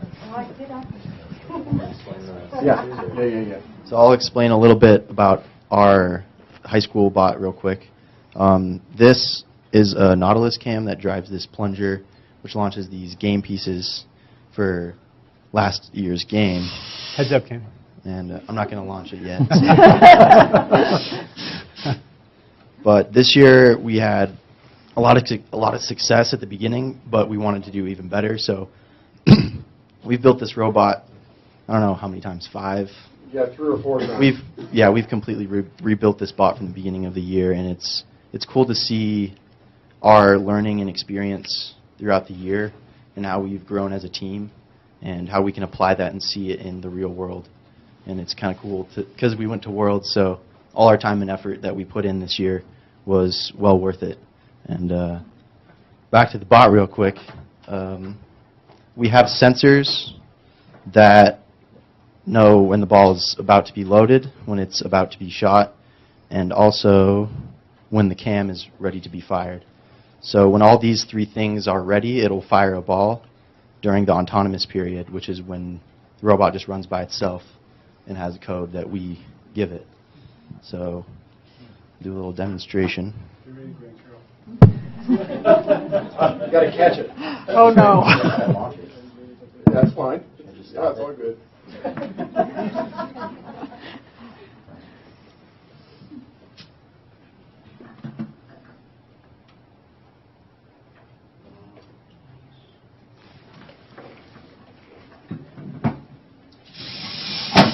No, go ahead and fire it.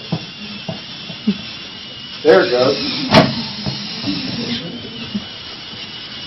And then it would continuously run until another ball strike would be levied. So show them how far it launches.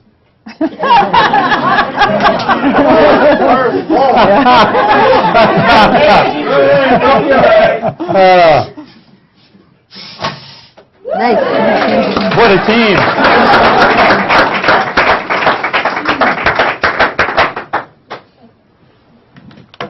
Yeah, that's all our work put together, and it's robotics is a really just great thing for me because I love engineering, and I can just put everything I've learned into one thing with team members and learn how to work well with others in a group project, and it's a really great experience, and I'm glad I have Mr. Lupton to thank for that. So.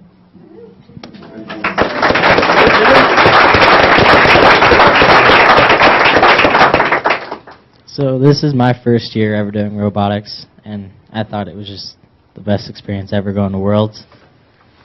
This is the second robot that my team has built. We've kept a couple of things, added a couple of things, and I think we've been doing really well. And our shooter is called a flywheel. There's many different ways that you can shoot the game pieces, like Jens's, and then there's mine.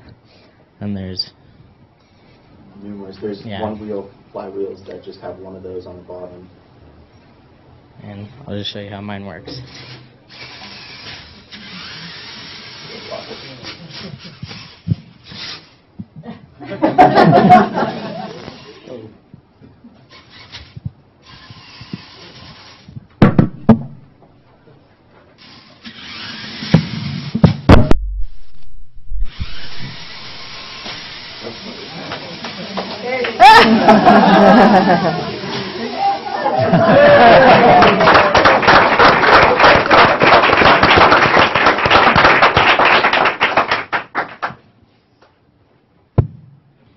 And yeah, that's how the robot works.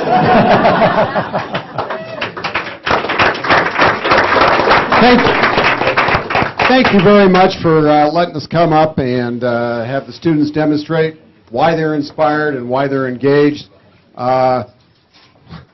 Jens and my son Keegan and his team partners Kevin Broder and Joseph Anderson, they are they've been on the team for 3 years now working together, and next year will be their fourth, and they're already prototyping for next year. So I think this is an example of true inspiration. These guys spend many hundreds of hours in my classroom, sometimes weekends, over Christmas break, working on the robot so they can be ready for the next competition, and they're great kids. So, thank you.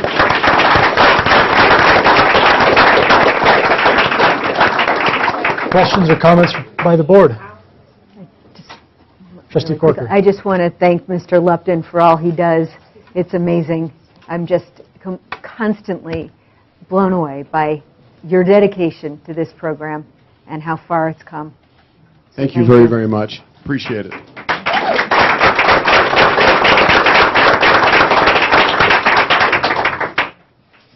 All right. Can I finish the second half? Okay. Second half of my report tonight. The first half was the Inspire piece, and hopefully all year long we've been bringing you different examples of ways that kids are connecting to school and being inspired, and we know that the inspiration or passion varies from child to child, and so it takes lots of different ways to connect them. The second part tonight gets to our second goal of our strategic plan around student engagement.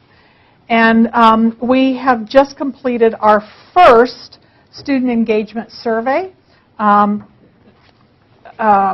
This survey was conducted in grades 5, 7, and 11, and shows us where we're doing well and where we have opportunities to grow. The schools have individual information on how their students responded, and you have got the district-wide results there. So our students do feel like that they're learning a lot in class. That is something that they told us, but they also feel like they are not quite sure how what they're learning relates to the outside world, and they would like to have more choice in what they learn and how they learn. And so this is information that will help us as we kick off next fall, really starting on the engage goal and talking about engagement. Engagement's a little bit different than inspiring, because inspiring is a passion or a connection. Engaging is that perseverance or willingness to persevere on a problem, even if it's not the thing that floats my boat or my inspiration, but I am willing to continue to commit my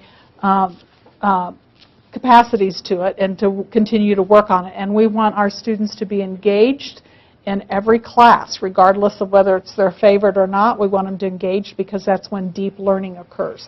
So this will give us a baseline to start with next year. The results are pretty typical all across the country. You see elementaries doing better than, and it declines as they move into high school. And we will continue to assess our 5th, 7th, and 11th graders. So not only can we watch across time, but we can also watch a cohort across time as they move through the grades, type of thing. So this was a survey that was conducted. I'd like to actually thank our principals for making this happen and our communications team. Surveys are a part of their work, so they're the ones that made this happen for us. Questions? Question. Trustee Corker. What are your goals for the next few years in terms of some of these places that seem to, you just brought up as the areas that you want to concentrate on? Mm-hmm. Each of the schools will be selecting an area specific to them to work on because it varies from school to school. One school has some pretty high engagement scores until you get to the area of challenge, and then it gets pretty low, so they'll be working on challenge. But as a whole district, one of the things we'll be working on next year is making sure that kids understand how what they're learning relates to the outside world, because that's one of the 3 least favorable items, and so we're going to take that one first. And so kids have a better understanding of how what they're learning relates to the outside world. So even if it's not something that they're very passionate about, they have some understanding and ability to continue to persevere with it. And so what kind of scores are you looking for in the next few years? Well, this is only a 4-point scale. Right. So to get a statistically significant increase only takes a couple tenths. So you're saying we could go to 2.5 and still be okay? Well, no, last year 2.2? they scored 2.7 on that particular item. So if we can get up to 3, that would be good. By next year? That seems pretty aggressive. That's pretty audacious, but because the first thing we need to do is work on our own professional behaviors and making sure kids understand the why of what they're learning. Sometimes it's really easy to make the why connection. If you're in an engineering robotics class, sometimes it's a little bit more difficult. If you're working on something that seems pretty far-fetched in some math equations or something like that. So, but I've seen it done in our classes, and so we just need to make sure that we do it day after day. Okay.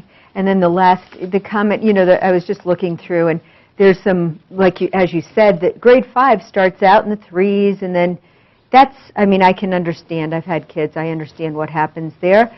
The one thing that seemed to me the lowest score of all was in I have a choice in how I learn, and I have a choice in what I learn. Mm-hmm. And those were 2 Daniel Pink topics. Correct. Autonomy. Mm-hmm. And so I'm wondering what kind of proactive methods are you using in terms of what you learned from Daniel Pink to get those kind of scores up? I mean, where's the connecting the dots? Well, I think a part of this is the continued work we're doing on trying to ensure that our teachers have the understanding that how they teach is up to them. What they teach is not up to them. The outcomes are non-negotiable, as we've said throughout the year. That's set for us by the state of Idaho. But they know the students who are in front of them, and the way I teach one content area one year might be completely different the following year, depending on the students who sit in front of them.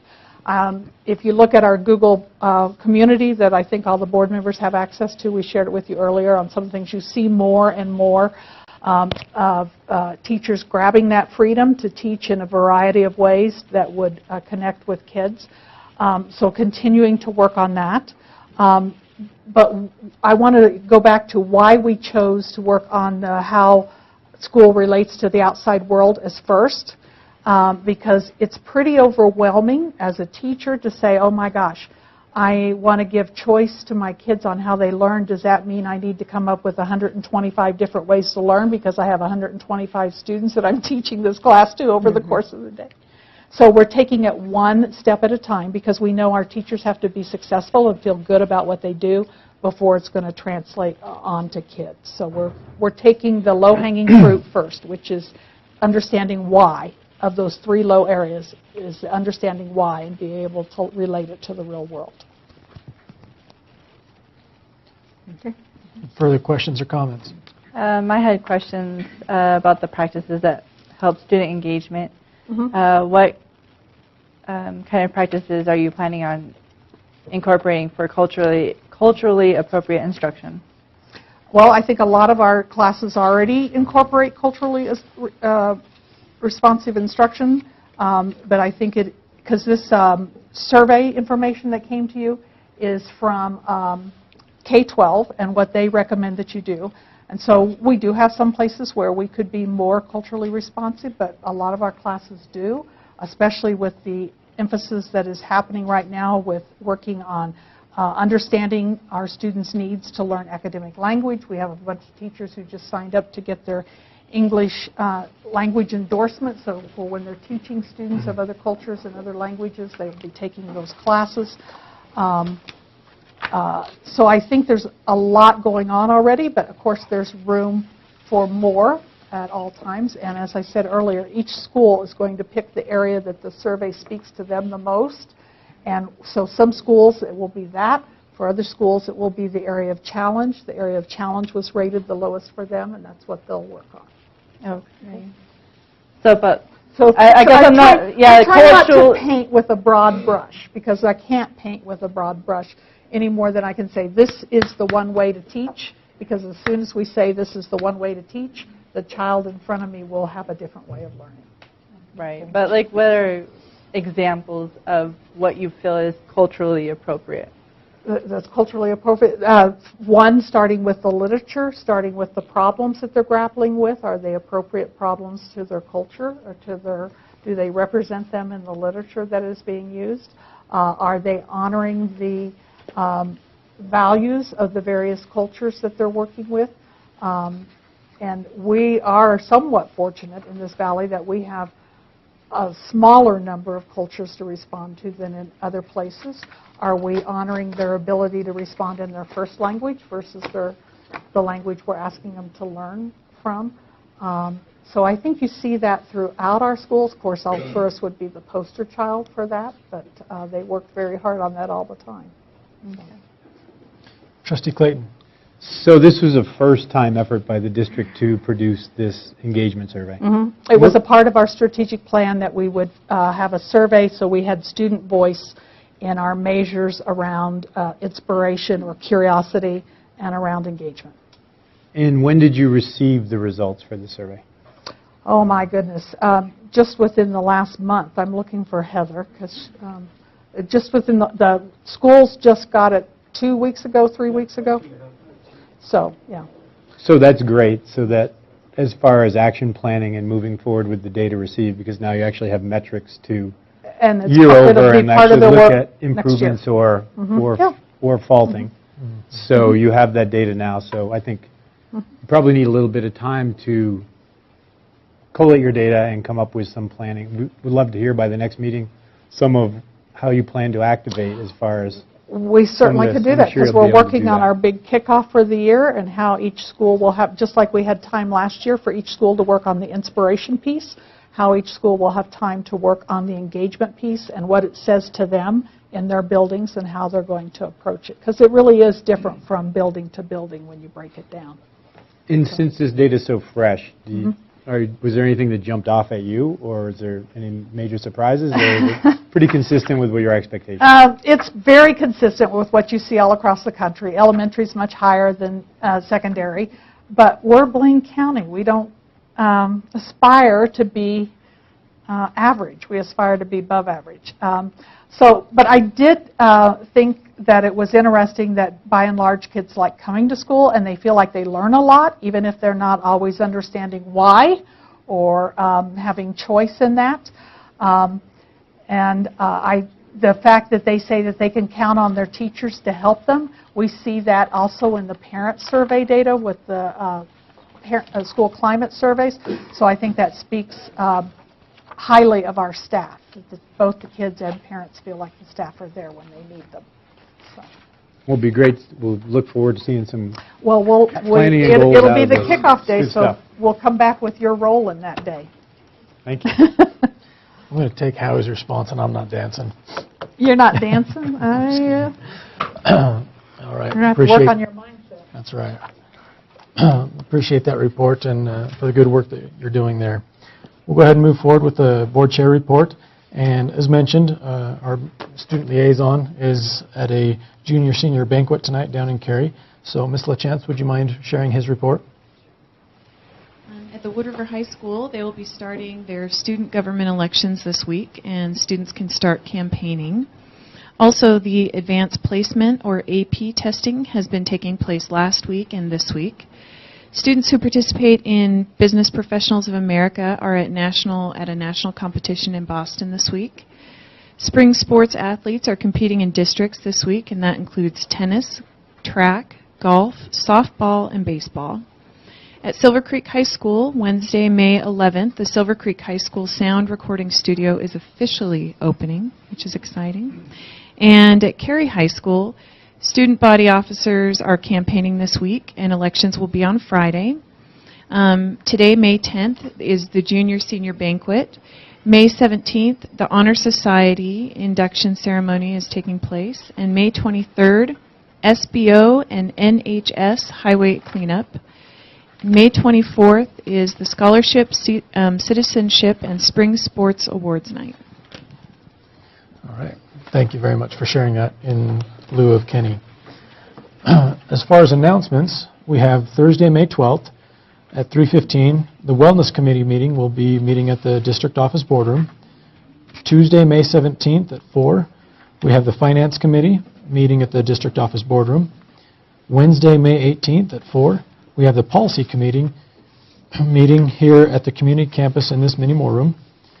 Friday, May 27th is a student data review day, no students. Monday, May 30th is Memorial Day, no school. Wednesday, June 1st is the staff end-of-year celebration and retirement recognition barbecue at Hot Porter Park. Friday, June 10th is the last day of school 3-hour early release for students. We have our Saturday, June 11th is the final teacher workday this school year, and Tuesday, June 14th, we will be having our annual budget hearing and regular June board meeting here in this room. And just as a reminder also that there will be graduations happening during that last week of school as well. So with that, we'll go ahead and move forward with continuing business.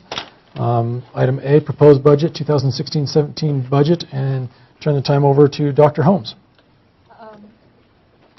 I don't have much to add other than the budget memo you got just reiterates the fact that we are working on achieving those 4 guiding principles that were decided earlier in the year for the budget, and that is supporting our strategic plan goals, continuing our commitment to the class size policy, providing equity to our students, and producing a budget in which balance and revenues are balanced. And that is what we brought to you. And so then there's just some information over the years showing our general fund over the years and where we've been with that and how we're looking to a brighter future of being balanced as we go forward with this. So. All right. Questions, comments by the board? Trustee Corker. Yeah, I had made some comments and some suggestions. You had handed out a budget add delete recommendations, and I had made some recommendations to keep some positions, and a few of them were mentioned tonight. One was parent liaison, the other one was Latino parent liaison, the other one was IB, mountain rides, Flourish Foundation, after-school programs, and summer school program. All of those had been slated on the superintendent's budget for cuts, and I suggested that they be reinstated to pay for them on the other side of the ledger. I took off communications department. I budgeted $200,000 for that. That was the overwhelming conclusion of the community that wasn't a value proposition. The second was district administrative salaries and benefits. Mostly in the district office. We're out of line with teachers, and I mentioned the last time that I had done an analysis. Teachers are 61% higher than the average in the state of Idaho. And we have superintendent, business manager, director of buildings and grounds, and I'm not singling people out, I'm singling positions out that are so significantly above that amount that there's significant savings to be had there that could be put back into the more student-friendly options on the other side. So I figured about $120,000 savings in that.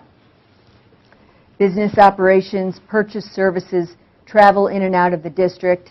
My reason for taking that off was diverts money from the classroom. I said that would be $10,000 more. Board of Education program, I cut that in half. It's $62,000. I thought it was worth about $30,000 maximum. I've not experienced the same benefit as perhaps some of my colleagues on the board, but I strongly feel that taking trips to nice hotels on planes and hearing a lot of this stuff did not really help my experience as a board member. The only person that ever, the only workshop that I ever benefited from was Judge Ingram. And administrative training, again, diverts money from the classroom. I cut $15,000 from that. And then cost of organizations that Blaine County School District belongs to. Again, I say that this diverts money from the classroom. I think it's much better put on the other side of the ledger for parent liaison, Latino parent liaison, IB, mountain rides, summer school, after-school programs, things like that. That amount is $30,453 that we spend on things like the Administrators Association that costs $12,000 and things like that, some political and professional organizations. And then the last one was Silverback. There are fees that are owed to us that are diverted to Blaine County Ed Foundation, $90,000 a year, and so I added that back in. On my savings part, I got $495,000, and on the amount that goes back to students, I got $448,000. So I think that we should be talking about things like that in this year of budget readjustments and reallocations on the needs of kids.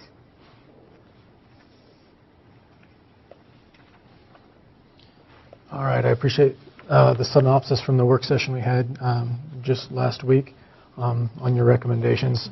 We all had those that were present, myself and Trustee Bustos all had an opportunity to weigh in on some of those, agree, disagree. And I know that Dr. Holmes was taking copious notes as far as where she felt the voices had consensus. Or which ones had consensus. So let's talk about that. Let's talk about what we all think about those particular areas, because consensus is if you're talking about unanimity, I think that might be a bar that's a little too high for this board. If you're talking about discussion, I think that's warranted. I would agree that there's probably not going to be a unanimity regarding a lot of these things. I felt personally that there was definitely consensus for the mountain rides. I know Trustee Freund had requested that we add that back in at half of the original cost to the tune of 11,750, something like that. And to take that off the general department budgets as a whole, take a small piece off all those. And I definitely felt that there was consensus between the three of us there at that meeting. But there being also 2 board members present, I did not feel there was consensus on some of the other things. And Trustee Clayton, I don't know if you had any time to think or weigh in on that. I'll weigh in on that one. So basically you looked at the mountain rides and they were completely struck off as district funding was going to be attributed to them, correct? Correct. So then what the consensus sounds like is you determined that whatever that amount was, that at least the district could contribute half of what it had previously contributed. Is that correct? Am I up to speed? Yes. I suggested the whole funding, but $23,500. It still makes kids have to pay $20. Okay. So with that apportionment, is there any criteria to who receives that benefit, or does that go across the district to all socioeconomic background? Fritz, do you know? I don't know. It allows any student to buy a pass. Any student can ride, regardless of their socioeconomic To buy a position. pass, yeah. Okay. So if that's the case and we're going to give the mountain rides money that we have in our budget, why would we be giving it to them for people who could afford to ride the bus? That's a good question. And yeah. I mean, I can put it out there. Kids at middle school especially want to ride, they just want to ride mountain rides. They're wanting to be independent. They're wanting to be more grown up. They don't want to go on the little yellow school bus. So they've been avoiding that. Yes, could we force them to try to do that? We could. But Mountain Rides is filling that. And so that was my feeling. They're doing an awesome job for our kids. And they're accommodating them. And so that was my feeling there. They're a great asset to our community and serve our kids real well. But there still are kids who could afford to ride the bus that we're paying for and subsidizing to ride the bus. And tell me, Fritz, those buses still have to be run no matter what. Is that right? Or do we? No, the school buses. Yeah. Yeah, they run either way. Yeah. They have a lot less ridership now, but yes, they run either way. Right. So if we were to apportion money to mountain rides for the people who may not have the wherewithal to afford to ride the bus, then there should potentially be some mechanism which could determine that they could not afford to ride the bus, which we do in terms of reduced and free school lunch. Is that correct? Like, who is eligible for this plan? Like, I'm having a hard time paying for everybody who's eligible. Right. I mean, everybody who wants to do it just because it's a convenience. Right. And we're in the time of somewhat austerity. To just make it nice for people is not necessarily our obligation. Sure. But if there are people who need to get point A to point B, they can't get there, then we should look at an equitable solution. Well, I think if we're talking about, benefits like that, if they can afford it or not, our teachers are getting those for free.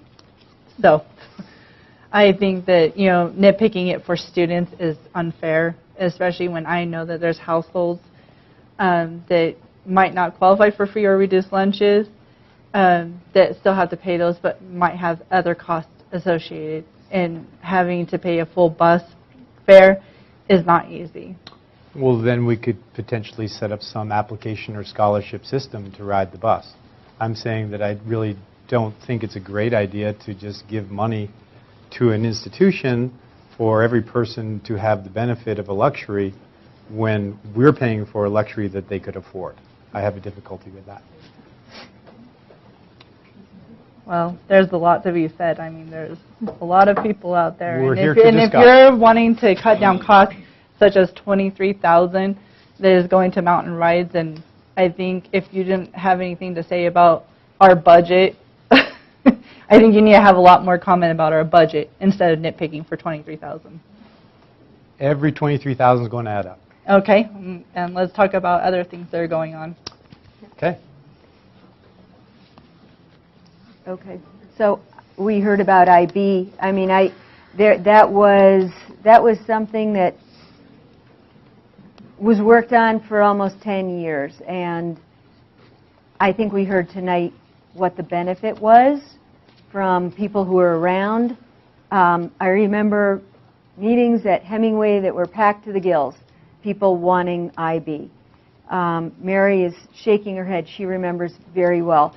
Then there was a gap in leadership for a while on that, and it came from previous superintendent. And that was part of the reason that I think teachers were not enthusiastic about it. They thought it might be a flavor of the month, and that hurt it a lot. And yet I hear constantly from parents that it's helped kids and that it's brought us to a new level. When the reason that it was originally thought about for this district is around 2007, 2006, we had a teach to the test curriculum. It was horrible. It was worksheets. This is in the elementary school. I can't speak to the middle school. I know you're looking pained.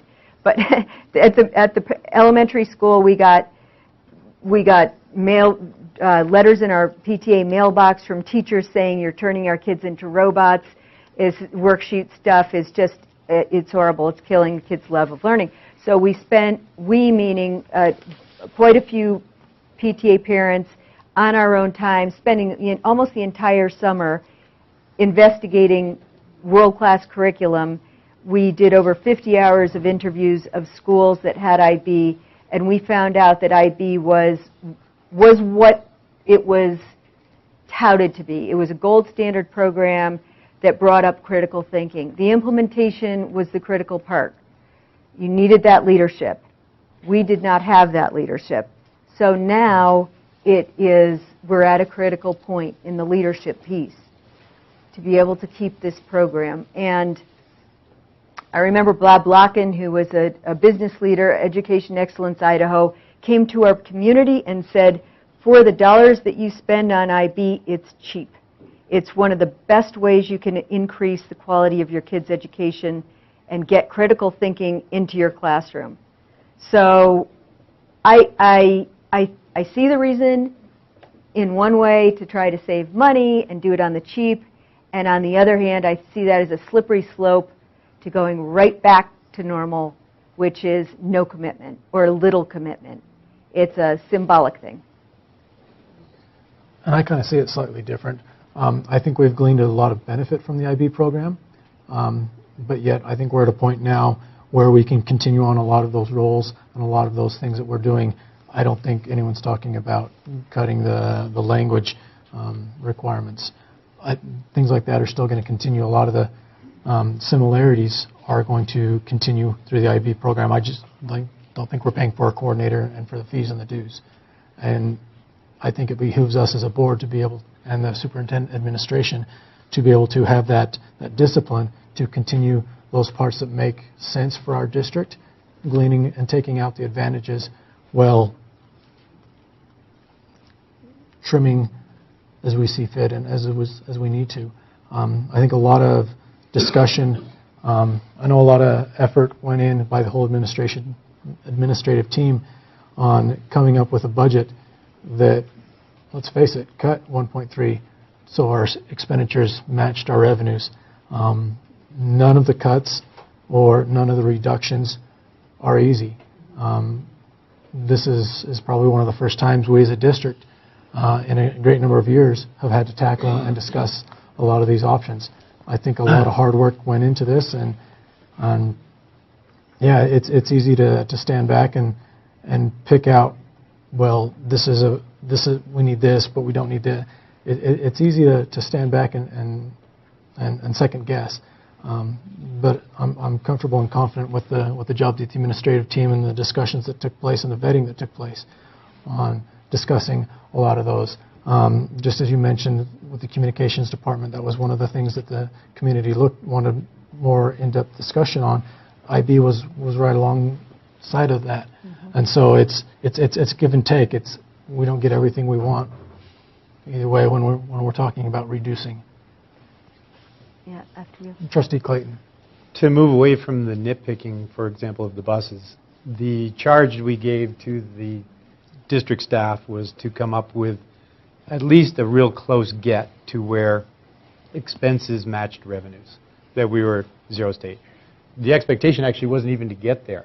So the work or the delivery that we've received as a board from them, when you take out the detail, was actually met. The budget proposed to us for the upcoming year will be even. Expenses meet revenue. So that charge was delivered to us. The detail of that is definitely probably up for discussion, but in actuality, what we asked for was given to us for our action. So as it stands right now, I'm appreciative of the work put into it by the district staff, because what was asked of them was delivered, and I believe it was delivered in as equitable a fashion as you could do. There is a cost, there is a human cost to it. At least there were guiding principles. The guiding principles were classroom size was not to grow, and we were not going to compromise the educational offering that we give as a district. I believe those parameters were met, and that's from a governance position where I stand on this right now. So I disagree with that fundamental premise of the quality of education was maintained. And I also disagree with the premise that it's not our job to question, which is the implication I'm hearing. I may be wrong on that, but that's the implication I'm hearing. So I came up with some pluses. They were all on the side of the students. I took away things that benefited primarily adults in outside the classroom situations. I think it's where we should be. In fact, I was hoping that the administration would see that as being a primary goal of the budget season, which is, and I think, a fair amount of that was done, but I think that shading the expenditures towards students away from adults, away from administration, away from outside the classroom spending is what we should insist on. And I think that there were some gaps in that. I've tried to fill in those gaps, and I think that that warrants discussion. Okay, then what is in this proposal, what is the biggest area of reduction that you came up with? After communication department, I believe communication department is probably the biggest. What's second biggest? District administration staff. And how did you calculate that? Because I have the sheet that you produced for the budget hearing, so I'm curious as to where you arrived at your calculations. I went on the State Department of Ed site and I found the average salary for teachers across the state, the average salary for business managers across the state, average salary for superintendents across the state, average salary for district buildings and grounds across the state. And then I figured out what the increase in Blaine County was in every area. In Blaine County, we pay teachers 61% more than the state average. So what I did is I said, well, if that's good enough for teachers, it's good enough for administrative staff, and I compared it.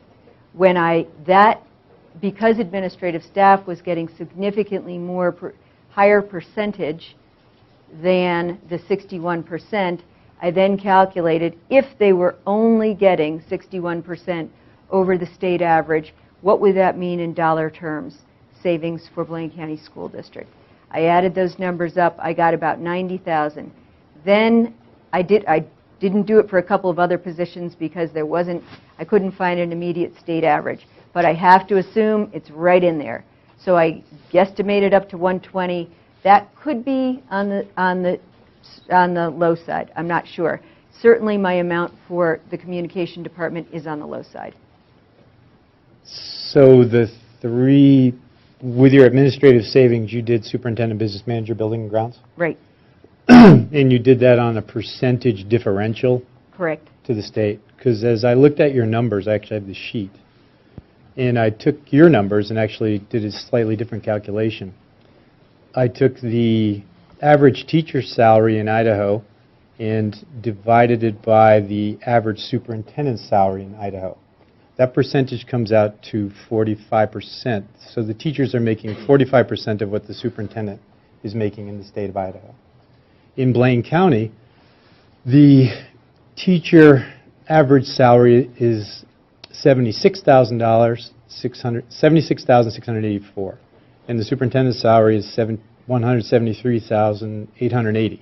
That actually calculates out to 44%. So the superintendent within Blaine County is within 1% on ratio of what everyone on the average in Idaho is making. So that the numbers are very equitable in that fashion. Then I looked at business manager, and you have the average Idaho business manager making $60,000, and Blaine County's school district is at $132,000. So I looked at a comp, sort of like, rather than just look at all of the state because of the disparity within districts within the state on size, scope, and scale, that I said I'm going to look at Boise. So if you look at Boise in their business management office, they're fielding 4 business managers at the salary of $96,942, which totals times 4, $386,568. When I divide that by the Boise School District budget of $250 million, I come out to the cost of the business management of the Boise School District at 0.1%. When I take the same calculation with Blaine County School District, I take the business manager's salary, $132,720, and divide that by the $85 million budget that we experience, and that calculates out to 0.1%. So there's equitability between the two systems, in my opinion, as far as compensation for those individuals. I think my method is a whole lot more clear, but, you know, you can have whatever method you want. I mean, I got even. Pardon? I got even. I know you did. I can see that you did. I can clear it up for you there. Yeah, no, you know, it was quite convoluted, but you got to even. I got even. I hear it. Because I don't think it's really, my point is that I don't think it's really fair to take the entire state of Idaho and average that all out because of the disparity within the rural nature of the districts and the size and the variation in size. We're right in the middle. What do you mean we're right in the middle? We're in the middle. We're a middle-sized school district. With an exceptionally large budget. Exactly. That's right. There you go. And thank you for clearing that up for me, because that extremely large budget requires management. I'll give you a couple of other examples. So the budget ballooned in the last 20 years. What happened to district administrators' salaries? They ballooned the fastest, by far. So business manager in 1995 was paid $42,000. Now $133,000. That is a over, I think, 200% increase, 300%, whatever it is. Director of Buildings and Grounds was $35,000 in 1995. It is now $111,000. So yes, we got a huge amount of money. Where did it go? It went into administration primarily. So that's my point. Certainly teachers reaped quite a benefit, and I am wholeheartedly for that. It's more expensive to live in Blaine County. So, but I'm not going to shade it more towards administration than teachers. I don't think that's the way to go. I don't think that's the way to have a great school district. So in that 2016? In 95, was it the same individual in the business manager's seat? There's a lot of teachers that were there, too. I think the teachers are fairly well compensated if they were here in 95. I think that they are, but they're not. $86,000 a year. The increase is not anywhere near that. So, at any rate, I know that you want. I know that you want to justify the administrators' salaries. I can hear that that's where you're going with this. And what I'm saying is the administrators. That's not necessarily true. Well, that's what it sounds like. I can see that the I am all for administrators making a salary that is fair compared to teachers.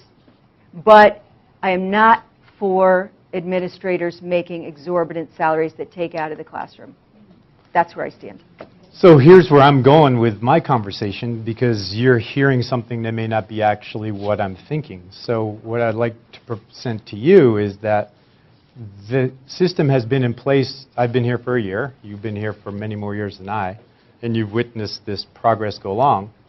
And I'm hearing a pretty big cut as a solution, but at the same time, we're making it happen as it stands right now. So what I would like to understand, or understand why it hasn't been put in place, is there's no salary schedule on the administration side. Exactly. Why does that not exist? I mean, I've only been Good in here question. for a year, but I'm saying, where is that? Good question. And so in order to develop, to be fair in this process, it's very easy to say, oh, they're getting too much, let's just cut it, right? There's an understanding within the system that that's what the compensations are. And if I just say, well, let's cut them because they're too much, is based upon really speculation versus a true scale or systematic approach to compensation. Let's do a So that's what systematic that's my point to you. Yep. Let's do a readjustment, is what I'm saying. And I think a readjustment in budget cutting times in areas that have gotten bloated is absolutely necessary to keep the quality of our in-classroom offerings. And as per this discussion, I would say that we have a budget that's balanced and equitable going into the next year. To propose drastic shifts in the approach of that budget with 1 month to approval is pretty hasty, and it could be, I mean, there is a human resource cost of what we're changing right now. There are some jobs that are going to no longer be existent. And we knew that was going to happen. I think I've been saying that for the last year. This was coming. And we would have a human resource cost.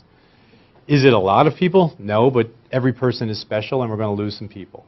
And I think that in fairness to administration, I hear what you're saying. And maybe they are paid too much, maybe they're not. I'm not going to have an opinion on that. But what I will say is that at least some fair warning as to what's coming is probably fair to them as individuals too. We have a budget that works. We put a salary schedule in place. They have the opportunity to say in the next year, thank you very much, I'm going to seek a different place to be. This is not where I want to be. But to just bust it on them in a month, I think is really imprudent. Okay. And I hear you on that. I hear you on that. And I also was, when I made my comment last meeting, I said, I think building administration is a different category. I think district administration has ballooned far higher with there's been not the same set of checks and balances in terms of, who's making what at Hemingway, who's making what at Haley. I think that penciled out in my mind in terms of longevity pretty well. The rest of it, I don't see any kind of system whatsoever. So I think I think it's on the table. These are the highest paid people in the district. For them to take a haircut is horrible. For people to lose their job who are helping kids is even more horrible. So that's the cost. And I think, losing your job is a lot worse than losing part of a big salary. So that's where I stand. Basically, what I've heard from this discussion is, and correct me if I'm wrong, but and I'm taking off of discussions that happened last Wednesday as well, not necessarily just tonight, but there would be 2 people in favor of these additions, deletions, as proposed by Trustee Corker, and 2 people who are not aligned, and in my mind, there's consensus neither way. So, is there any further discussion or comments? I would like to further bring up about translations that's in our budget. Translations are being sent to outside companies, and per Mike Chatterton, we have spent $19,410 currently, and we're what he's tentatively budgeting is to spend another $10,000. I feel that these are costs that we can keep in the school district by using our translators that we have on site. So I think this would just be another reason to validate the Latino parent liaison, is that was part of her job description that she initially had was doing translations and helping out with translations. I know we have a district translator who can also do those, and translators at each school, or paraprofessionals are at each school. And next year, there's budgeted for $18,000 to send to outside services. And I think that these are costs that we could keep in the district, paying current professionals that can do those jobs. So I would like to kind of use that as a deletion, I guess, of on our budget line, is that's a cost that we can bring down in order to help keep the Latino parent liaison position in place. Further comments about this recommendation? I think the Hispanic parent liaison is one of the most important positions in this community. I agree. We have 40% student population of Latinos. We actually have parents here today that are going to speak out during public comment in favor of this position. They were also here last week in our budget, and I truly believe that we need to, at least considering that position, to keep it, because we have so many people in favor of it. It is such a community benefit for our kids, for our parents, and we really need to take this in consideration and really have some thought about that, because you're not only, I feel like it would affect the Latino community so much by saying we don't care to get rid of this position when we need to do more for the Latinos in our community to help bring up numbers, our statistics that we've talked about, that Gwen Carroll's talked about, as far as the difference in how they're performing. Getting rid of these positions saying that is in a way saying we don't care. And I know that there are some people that are taking this to offense by removing this position. So. Trustee Corker. So, the question of, okay, one side of the ledger has to balance the other. The positions that I think that we have heard from community that they want, we heard huge outcry about the parent liaison last year. The cover of the newspaper said, Kelly Choma, national treasure, community treasure. We heard that loud and clear. We hear Latino parent liaison all over the place. Even I know that Cammie hears a lot more because people are more comfortable talking to her, but I know she hears it constantly. We heard IB tonight from people who are here in its inception for years, that was a huge part of what made this community great and these schools great, including from a former board member. So that's something that I believe as a board, that's our purpose, is to listen to the community. Mountain rides, we heard from the community. After-school programs serve the most vulnerable of our population. Summer school programs support the most vulnerable part of our population. On the other side, we're talking communication department. So here's a list of schools with similar enrollment. Actually, it runs the gamut from 1,200 to 5,400. We are the only district that has someone in the communications department, plus there's an assistant, except for Madison, which has 5,400 kids, so 2,000 more than us. So that seems to me to be a really a nice trade-off in terms of what is the student's needs. And then I listed a bunch of other things which actually came out to more savings than the extra cost for the programs that help kids. All of them on this side of my ledger, all of these things say support students, and all of these things it says diverts money from the classroom. So that's where I stand on my pluses and minuses on my column. And I do think that we need to talk about it as a board. I think that's our job. Dr. Holmes.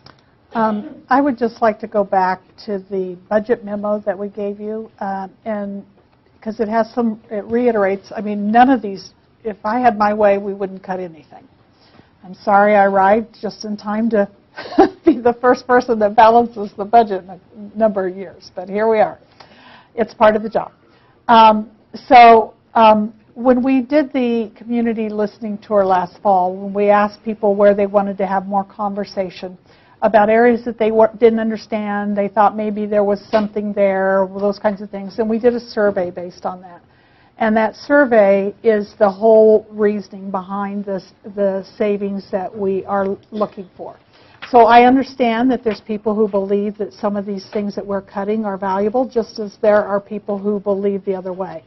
But the survey was the basis of this, because we know that there's not one single thing that we could cut that's going to make everybody happy.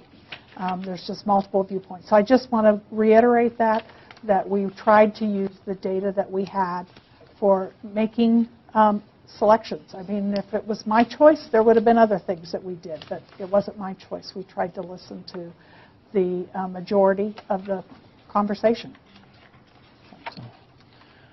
All right, Trustee Corker. So the majority of the community put blue dots on the communication department.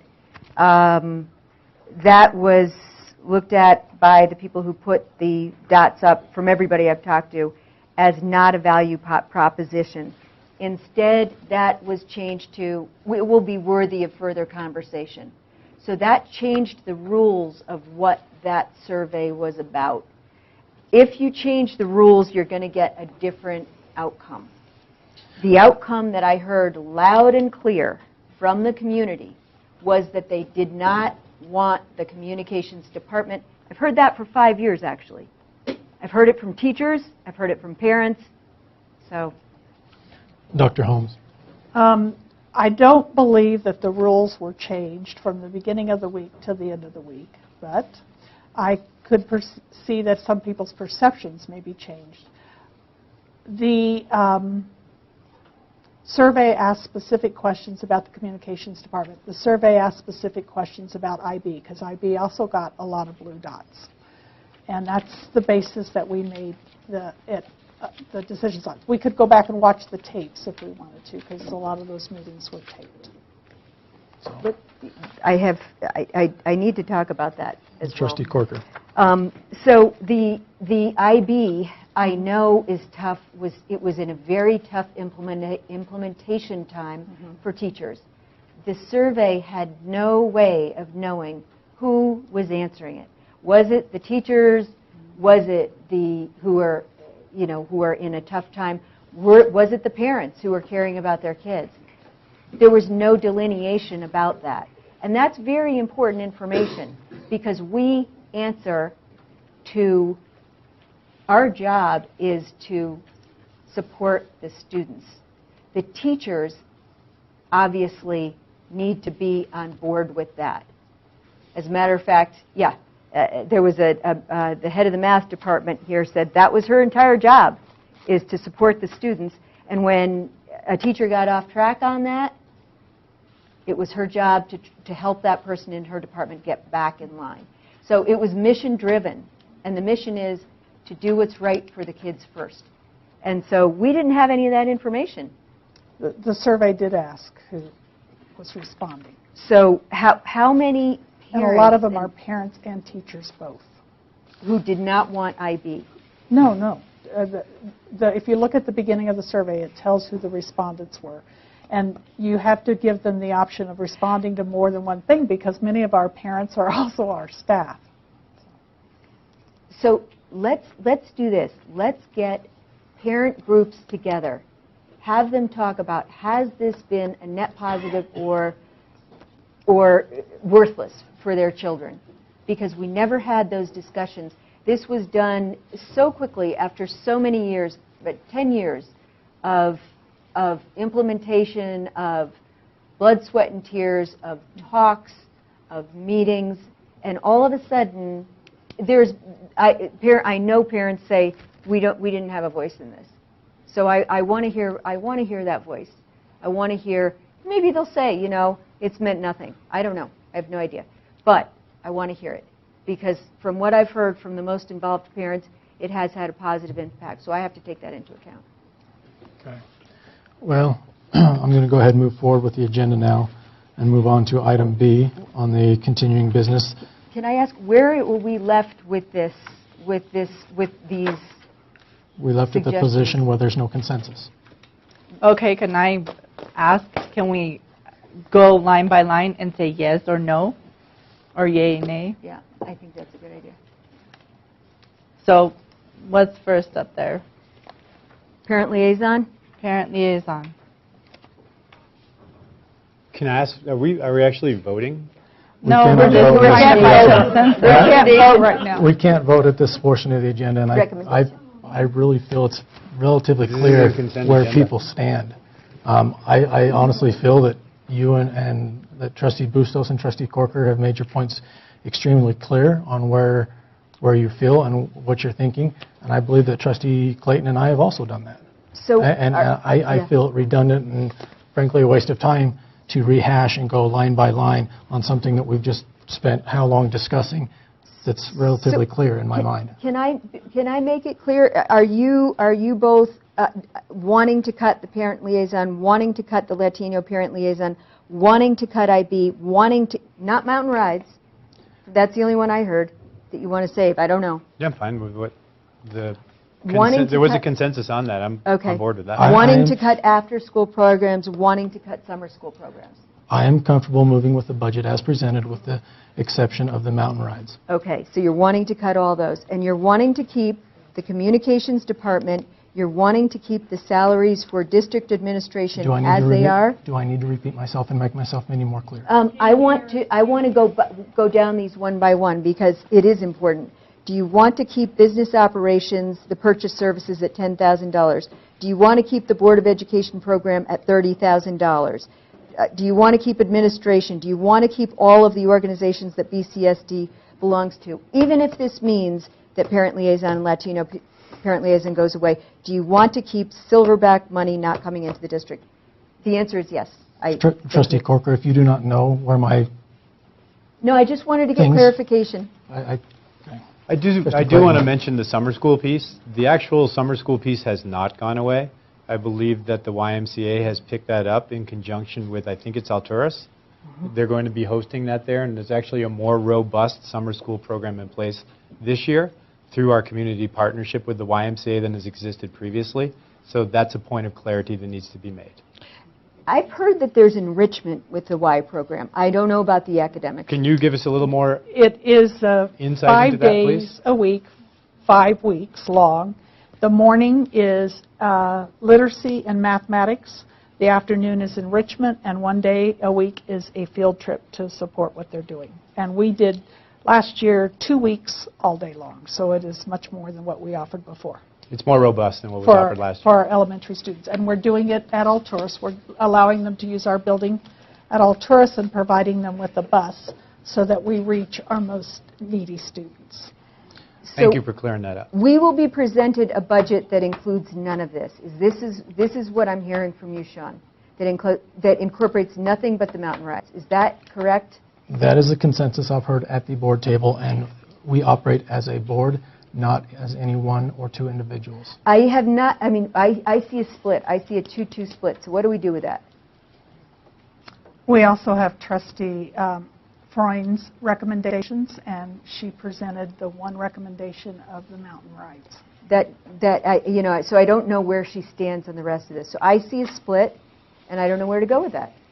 Well, we're going to go and move forward with the Seringa Mountain School, the innovative school request. Well, if I get the same budget with no further discussion and we don't have a consensus on that, which we don't right now, that is going to be misleading, and it is going to really be a waste of my time to put in of my colleague on the board's time to give my input. It means that the input meant nothing. No, I think it means that you put yourself out there, but it means that we, as a board, act as an entire body, not as any one individual. Exactly. And I honestly feel that once we get to next month's meeting, when it comes time for the budget, for the annual budget meeting, could be a betting man. I don't think it's going to be unanimous. I think it's going to be a split decision. And I think it's going to be a decision that each board member is going to have to weigh in and think about individually on how they choose to vote. And I encourage each board member to take the time, take the due diligence. I have gone through the budget, Okay. and I am comfortable moving forward with the budget as presented. Okay, so let's have option A, option B, because we're split right now. And so it's going to come down to June. Option A, option B, because we're split 50-50. So it's going to come down to Carol voting for A or for B. So, But I want to make sure that there's not just one option, and that is the budget as it stands. I want to make sure that these, which came from the public, a lot of people weighed in on this. I want to make sure that the voices are heard. I just want to make additional comment that I agree with Trustee Corker. There is a lot of glut that we need to look at, and we are cutting positions. These parent liaisons are essential to parents helping their children be successful. And also the Latino parent liaison is also doing more in providing these classes to help their kids learn more about drugs and technology and all these things that Latinos are maybe not aware of, or have these resources. And cutting this position is going to be detrimental. And when we just are rubber stamping this budget and saying, nope, we're good with it, and we're not looking at other ways that we can cut the glut, and that is in administration, where there is a lot of positions that are being paid a lot. And as Trustee Corker had pointed out, we are way above average, even double what the Idaho average is. When you look at a number and we are double, that's glut. I don't know how else to put it in better words, and I think we have to look at that. And if you'll recall, I agree. I think fully that we need to look into salary schedules, and if you'll review the last meeting's webcast, that I'm all in favor. I don't think we go about it by just slashing. I think we go about it systematically and planned approach. All right. Moving forward with the Syringa Mountain School Innovative School Request. Any questions or comments by the board? Do you want me to share that? Okay. At the last work session, there were multiple numbers that were presented, and so wanting to make sure that we were in the ballpark in the numbers we were presenting, we wanted to make sure we could triangulate them. And so we went back, and Mr. Chatterton looked at the numbers in a couple other ways to see if we were in the ballpark. And so if you could bring that spreadsheet up, I'll let Mr. Chatterton walk us through it. And if anything, it appears we maybe underestimated the cost. So, Mr. Chatterton? Yeah. In my comments last week, I made the comments that I would value Syringa School very comparable to Cary Elementary School as far as enrollment size. And if you look at this spreadsheet, you can see that next year Cary Elementary is projected at 116 students. Syringa Mountain School is projected at 129. So looking at those numbers, Cary Elementary School, if you look in the very far left-hand column, they would be eligible for 19 FTE. And looking at Syringa Mountain School, based on the same criteria as we allocate staff within Blaine County School District, they would be allocated 18.2 positions. Very, very comparable numbers. And what I did is tried to do is I matched up where their existing staff would fall on our salary schedule.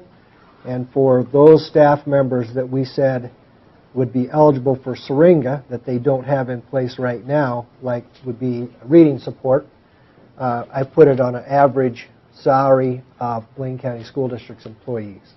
Because my assumption is every staff member that comes from Syringa will be placed on our salary schedule. There won't be two salary schedules, there'll be one. And by doing that, I came up with a comparison with Cary Elementary School with the total salaries and benefits at a little over $1.6 million for next year.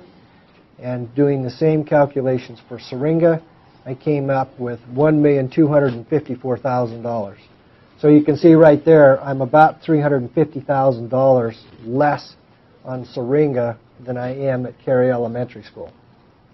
And a lot of that is just based on teachers' experience and where they fall on the salary schedule. So I looked at it a different way. I looked at how much money do we spend per child based on 2014-15 and extrapolate that out saying, okay, we spent $14,783 in the general fund for our students based on enrollment numbers. If I take students' enrollment numbers from Syringa last year and use that same number, I come up with a budget number of $1.9 million, and that doesn't have any expenses in it for building renovation type projects. So there's two very real comparisons that I use to look at my numbers again, to make sure that the numbers that I had presented last month were very consistent. And in my mind, it tells me that, if anything, I was probably a little low on what I was projecting. Open it up for the board. Trustee Corker. So I think that the bottom line is that people from Syringa and people from Blaine County School District need to get together. This is a one-way conversation at this point. And that doesn't seem to be a genuine way to do it. The way that I did quick calculations, and I understand economies of scale, from what I hear, Syringa does not want to be a Cary. They don't want to be a standard cookie, not that their Cary is cookie cutter, but it's more cookie cutter than Syringa type of school. So I think that we need to get 3 people from the board of Syringa, 3 people from the board of Blaine County School District, come together, see what real numbers we're talking about here in terms of what are the needs, what looks like a piece of the pie that would be a reasonable amount. You know, I have to say, in thinking about all of this, I am having a difficult time with one thing. We've had, in the past few years, we've had the McKinstry issue, and that brought up over $2.5 million worth of legal fees, $1 million worth of investigation, and hardly anybody said a peep about that. We didn't get a lot of stuff. We didn't get a room packed with people. And now we're talking about, it depends. You know, it depends. I don't know how much. A few $100,000, $1 million? I don't know. But this is for kids, and now it's a very different thing, and I'm really puzzled by that. So at any rate, back to the main subject, I think that we need to get together with good faith, talk about this. If it doesn't work after that, it doesn't work after that, but it shouldn't be a one-way discussion. I'm in agreement. I think that we should at least have a sit-down talk with some dialogue between the board and Syringa Mountain School, and not just totally one-sided where we're just assuming. Further questions, comments? Mike has his hand up here. Mr. Chatterton. Unfortunately, I don't believe the House bill that was passed this year gives the board the flexibility of treating Syringa anything less than any other school in the district. Okay, there were 2 things in this report that stuck out to me. The first was, it says current Syringa Mountain School, this was what we said to Syringa. Current Syringa Mountain School written curriculum is not fully aligned with Idaho content standards. This agreement needs to include a remedy for this. I looked in quickly on Idaho content standards just for 5th grade, and the amount of micromanagement and standardization that are in those content standards, to me, are the exact opposite of what this law is meant to do. This law reads, the most important sentence reads, participating schools and districts will evaluate existing laws and administrative rules to receive flexibility from laws and policies that impede local autonomy, allowing them to be agile, innovative, and empowered to adapt to local circumstances. That clearly says we don't want you to follow the rules that all the other schools have to follow. We want you to innovate. We want you to be different. That's the purpose for this legislation. So we, there's a lot of, there was a couple of other things that that really stuck out to me. I watched Ken Robinson on YouTube for a half an hour tonight before I came to the meeting, and I can't do him any kind of justice, but I thought about it, this whole Syringa request in that context. Sir Ken Robinson and Daniel Pink, Dr. Holmes has called them thought leaders, and they are. And so what would they think about this request? What did we learn from their speeches to us? Let's refer back to what they said. First, Sir Ken Robinson said, among other things, he was so eloquent and he was amazing at the pictures that he painted. But at any rate, I'll just read a couple of these out. Creativity is as important as literacy and numeracy. Then he said, we have to go from what is essentially an industrial model of education, a manufacturing model, which is based on linearity and conformity and batching people. We have to move to a model that is based more on principles of agriculture. We have to recognize that human flourishing is not a mechanical process. It's an organic process. All you can do, like a farmer, is create the conditions under which children will begin to flourish. Then the last thing he said is, that I put down here, is the future for education is not in standardizing, but in customizing, not in promoting groupthink and de-individualization, but in cultivating the real depth and dynamism of human abilities of every sort. And then I looked at Daniel Pink, and he said, the key to motivating people, it requires the resisting the temptation to control people, and instead doing everything we can to reawaken their deep-seated sense of autonomy. There was that word autonomy, which is right in this legislation. Syringa allows students to move developmentally at their own pace. That sounds like autonomy to me. Then he said, the course of human history has always moved in the direction of greater freedom. So those comments, I appreciated the fact that Gwen Carroll got him to come to this community. I thought that there was a lot of food for thought there. And I think that we need, I think that either we walk the walk or we don't. And I looked also at Waldorf student outcomes. I went online to the most unbiased source that I could find, Current Issues in Education. There's a report by two professors, one at University of California, San Diego, the other at California State University of San Marcos. It says Waldorf student outcomes at 8th grade are on par with some of those of the top schools in the state. While in the early grades, Waldorf students fall below even the district averages. That's to be expected. It also said research examining the impact of early focus on academics, a byproduct of early testing, has reported that the small initial benefits on academics seen in the early grades are followed by long-term worsening of life outcomes. In other words, maybe we need to look at what we're doing currently. The last thing that I thought that was important, he said, it's important that we reconsider the utility of early grade testing at all, or he, or whoever wrote this thing. We've had two other different schools in this district that have followed this exact model. One is dual immersion. It was completely went down the same path. People said the kids aren't learning, they're not testing right, they're taking our money. Then we had the alternative school. Same exact arguments. The kids aren't learning. It's too wacky a school. Barge Levy is not teaching them. And they were some of our very biggest successes. So this, to me, fits that model of an innovative school and progress. And the question is money. Further questions, comments? So, Liz and Cammie, you're promoting a discussion with Syringa School. Is that what you're suggesting now?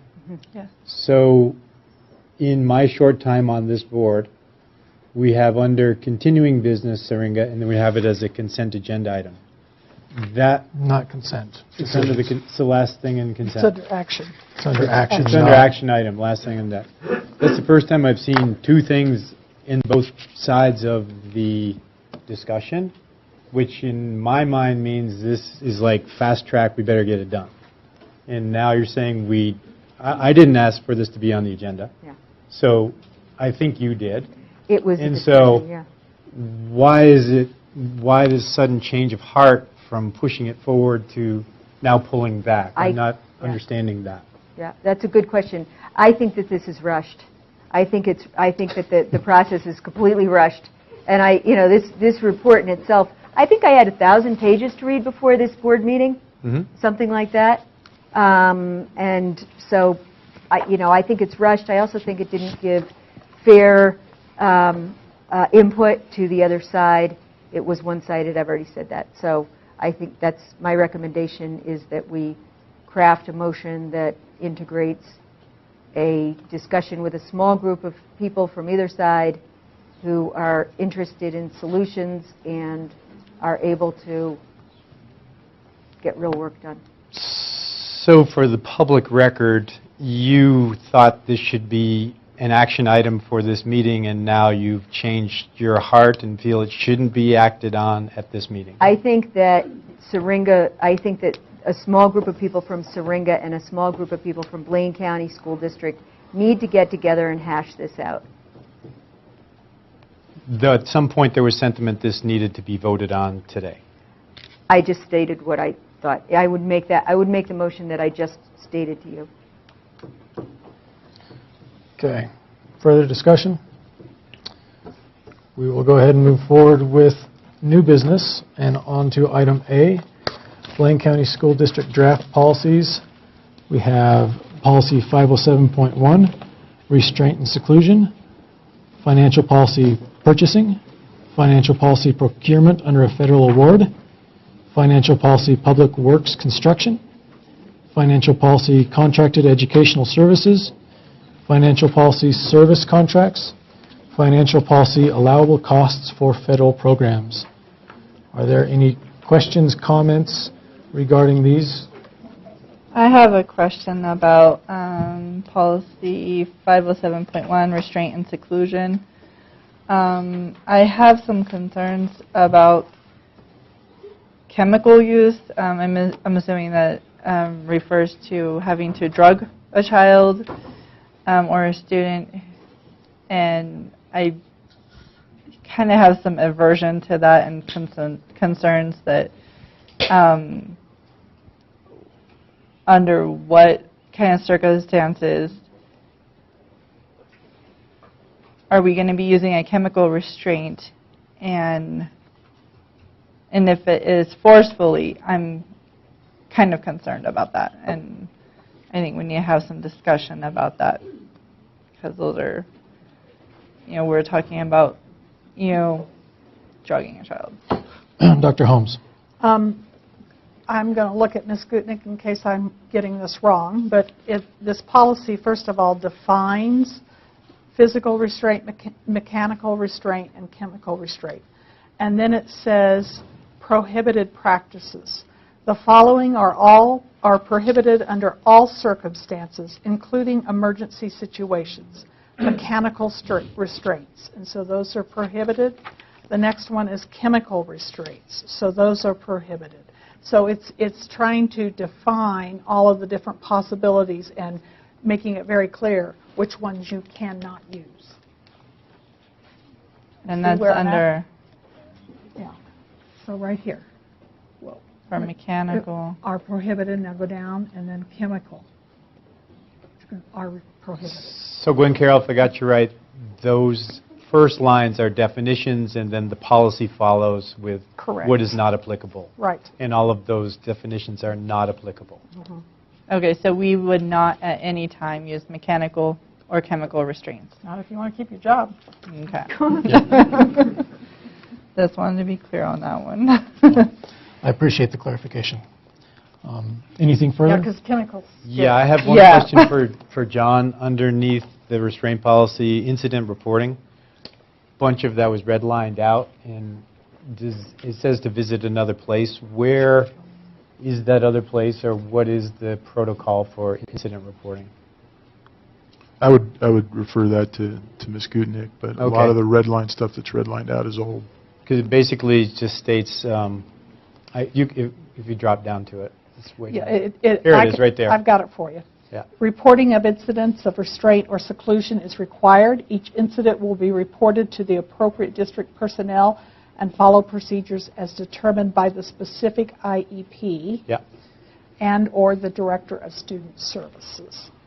So that resides within the Director of Student Services. Well, specifically in the IEP, because the IEP should speak to whether there's a need, depending on the child's disability, for this or not, and how it will be handled Okay. if there is a need.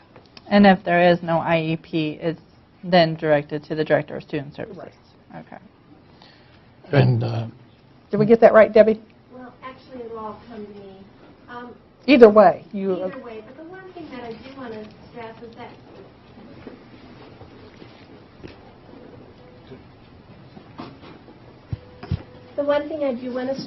that with our CPI training, which spans... You want to define CPI? CPI, Crisis Prevention Institute. It's a training that our teachers have an opportunity to participate in.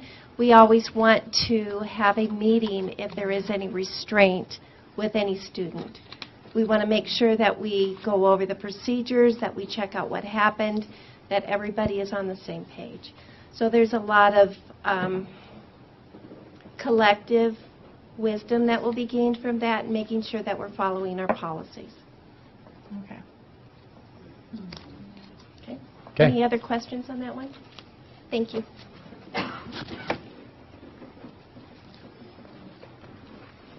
further questions, comments regarding the policies?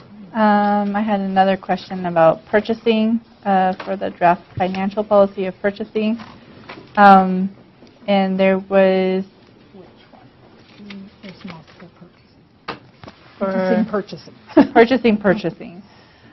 For purchases excluded from the statutory procurement process, or pretty much being exempted from bidding requirements.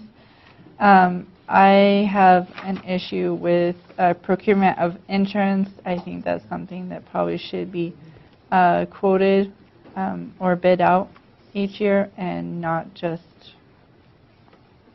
because there's several insurance agents in the Valley, not just including myself, who would probably like to have a shot at doing some bidding on that.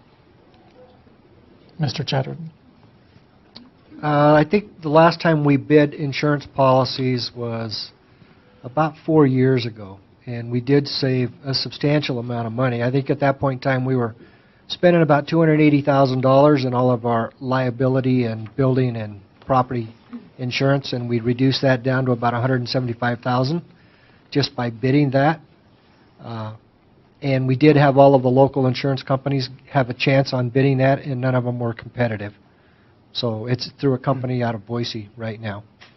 Okay, well, even if it's still that bidding process, which obviously works even if it isn't local, I don't think that we need to exclude that from bidding, the bidding requirements. So I still think that we should leave the procurement of insurance. We should actually remove that from this actual policy for bidding.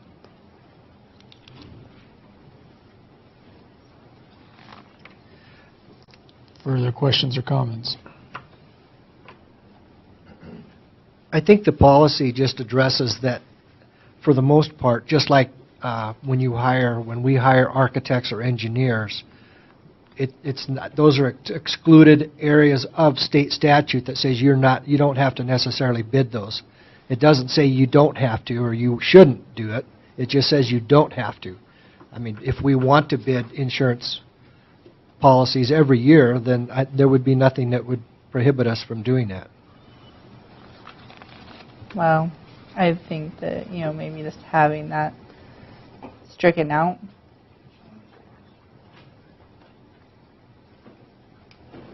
is something that I think that we should consider. Mr. Blackman, did you have a comment? No, I was just asking where she was looking on the policy. I have it here up on my computer.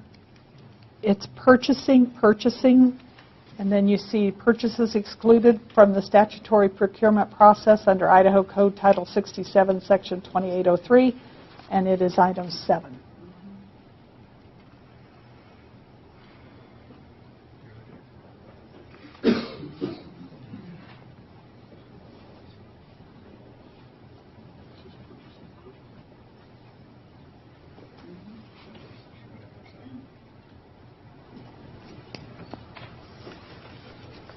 Where it just says procurement of insurance?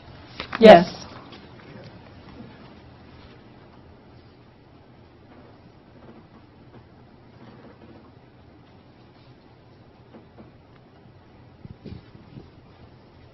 Policy's up to the board. Sean, I'm just pulling Mr. up King. 67-2803, just for reference. I can summarize. Sorry.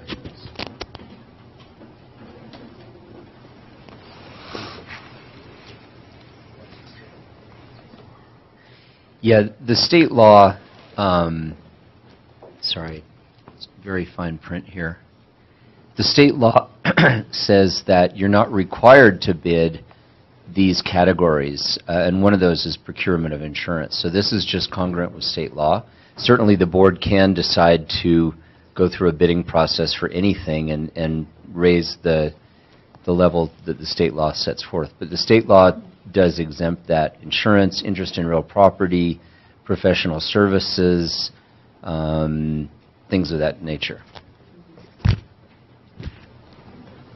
Trustee Corker. So maybe we want to put that in. We want to put that back in. Even the state says it can be exempt.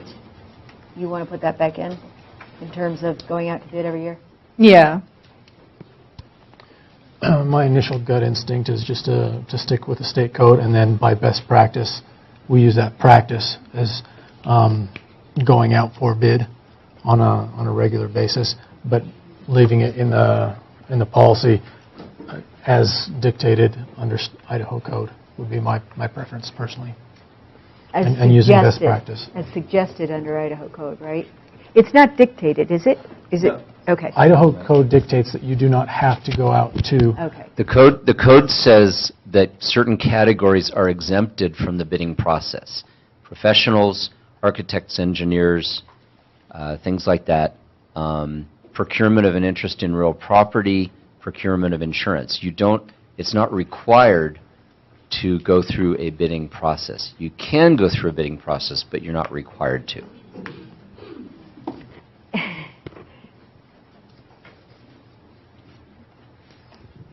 Trustee Corker. It seems like in the best interests of the taxpayers that we go through this process, because I've seen in the past where an engineer has had a job for 10 years and never has had to go out for bid. And that doesn't seem like it's like there's any kind of competition for the lowest cost provider. I know it's extra work, but that's the way it goes. We're just trying to keep the policy in line with Idaho code. Yeah. Idaho code exists in some ways to help, and in other ways. McKinstry had an Idaho code that was in its favor, that it had put into the code. So I look at those things with a little bit of a... Yes, our legislature does some very peculiar things. This doesn't foreclose putting anything out to bid. I just want to make that really clear. It's not saying thou shalt not bid, it's just saying you don't have to. Thank you. Trustee Clayton, thoughts? No. Okay. All right. Well, do you want to make a change to that? Is that what you're suggesting? Because if that's what I'm hearing, that you want to go out to bid for that. I mean, let's have closure for this. Well, I think what Sean says would cover it, is as long as we have like best recommendations or best practices, is that we quote this out every year or when we deem appropriate. Every 5 years? About every 5 years is what we've been bidding, is that right? because we bid different things in different years, so it's not all at once. Like we did health insurance last year. Typically, it would be like every 5 year. I think if you did it every year, you'd have a hard time finding an insurance company that would even look at taking you on. No, I understand that, yeah. So, You're the expert. yeah, I mean, insurance companies generally like when you have longevity with them, but I also understand that sometimes costs go up and it is best to look around, so. Yeah, and I would agree. I think best practice, it does behoove us to go out for bid, and I think we ought to do that on a rotating basis.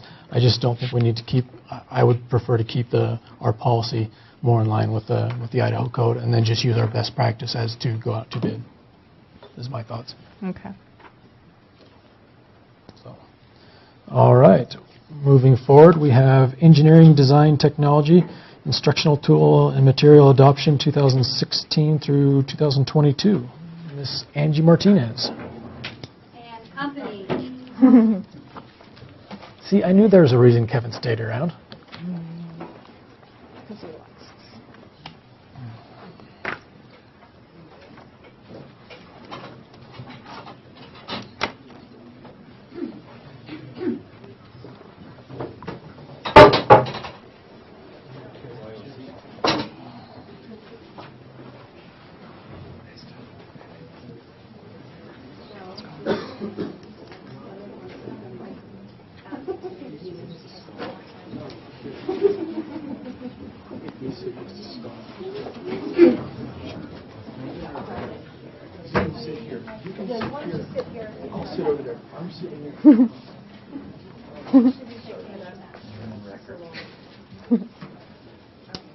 All right, so given the late hour, we'll try to move swiftly through our presentation tonight on our adoption for engineering and design technology, but I also want to honor the time of our committee and the work they've done this year to also provide you with a thorough understanding of why we're making the recommendations we are for the materials and instructional resources that we like and need to support this program.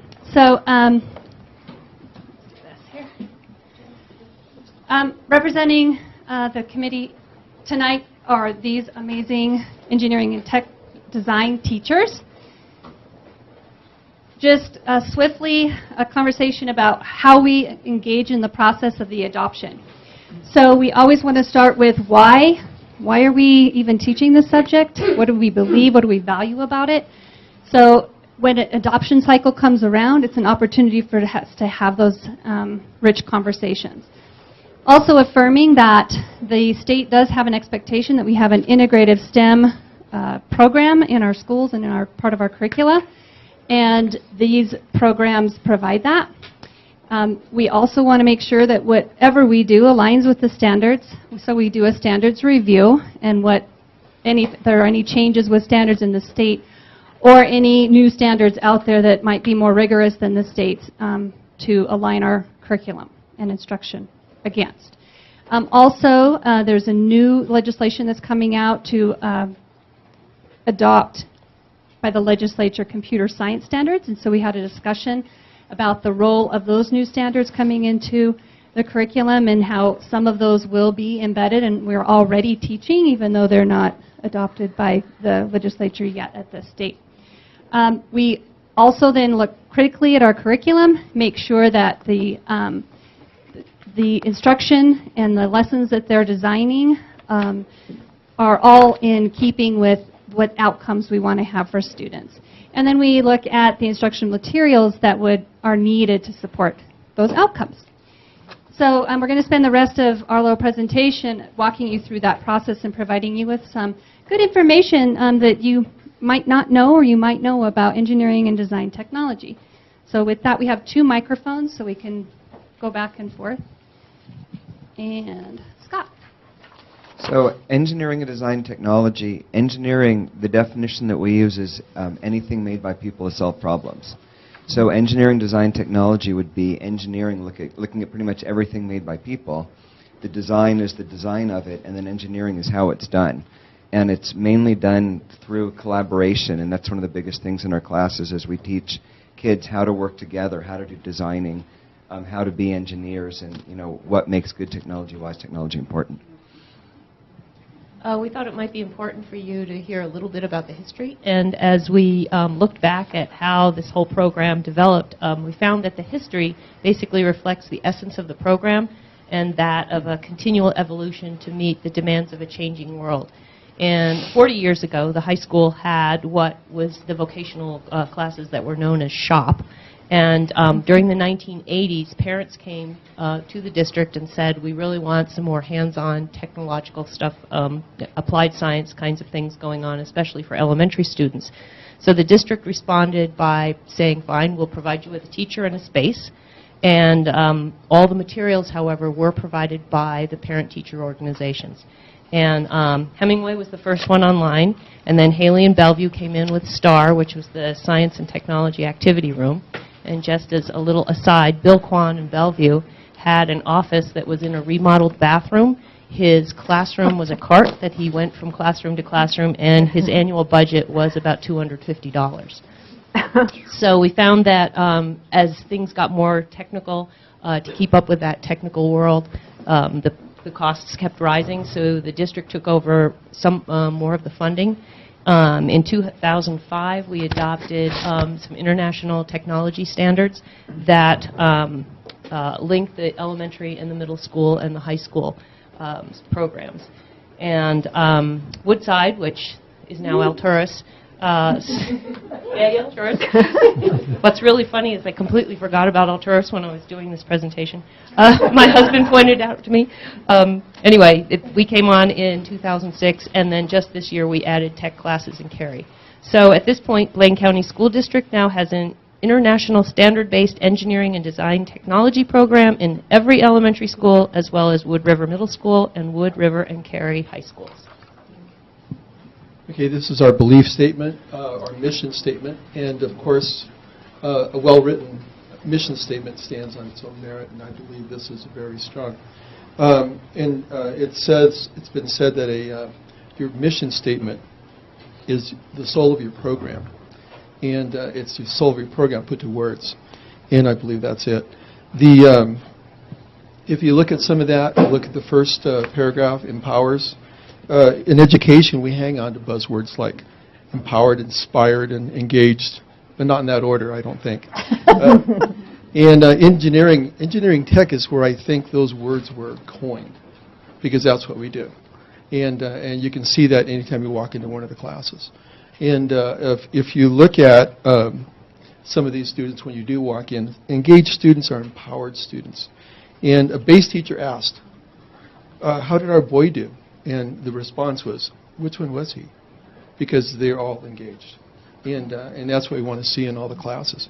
And it says, students do learn through experiences on a hands-on approach, and engineering technology promotes that learning across the disciplines of science, technology, engineering, and math, STEM.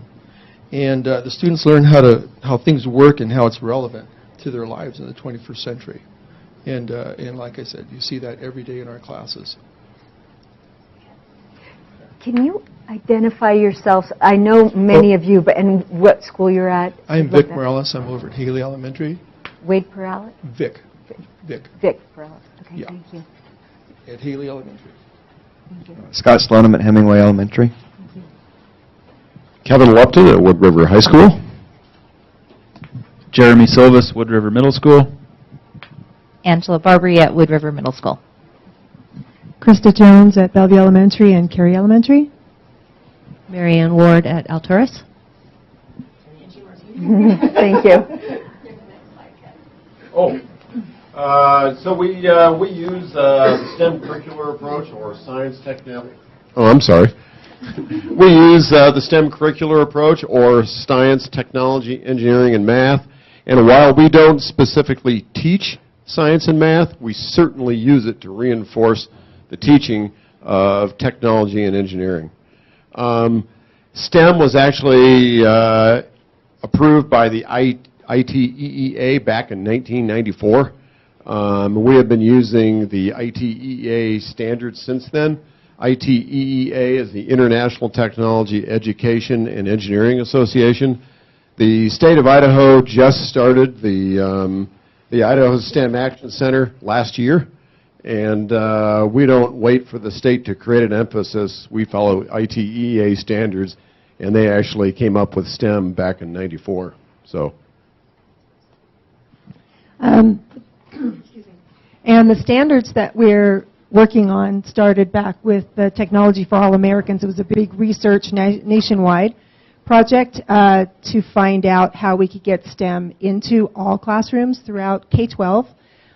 So what we started with when we decided to adopt this, like pre-adoption, was that the thing that really sold us was it was K-12. So we have a system that goes all the way through kindergarten through 12th grade. It's unique in that it has a skills benchmark system for every single grade level for mastery, which we're right now just starting in our district to level out for mastery. It has 20 standards, which you guys have the packets for, but basically the main, I want to get back the main parts of that. The main parts of the content standards are the nature of technology, which is basically making the students and the public understand that technology is not just technological equipment, but is actually the development of all human ingenuity. So it's everything that humans have created. So that's a big thing that we talk with the kids about. Technology in society is basically the impact and also the ethics involved in technology in our world.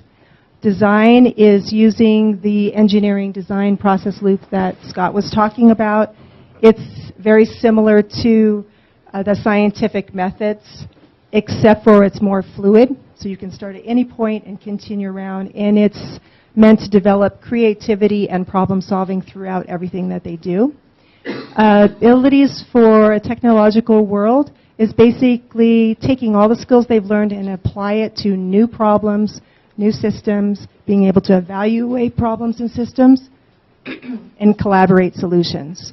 And the last is the design world, which is taking how all of technology is integrated on a global scale through different fields and careers as biotechnology, manufacturing, construction, agriculture, energy and power, all the different fields that are globally wide. And so they run that through the whole K-12 system. And so in keeping with that whole idea of change, and that's a part of what they try to keep up with in our curriculum, is that addition of computer science standards, knowing that computer science now has become fundamental to every field of study. And we are excited about this new addition to our curriculum and feel, again, confident that we're going to be able to meet that with very little change to our current practices.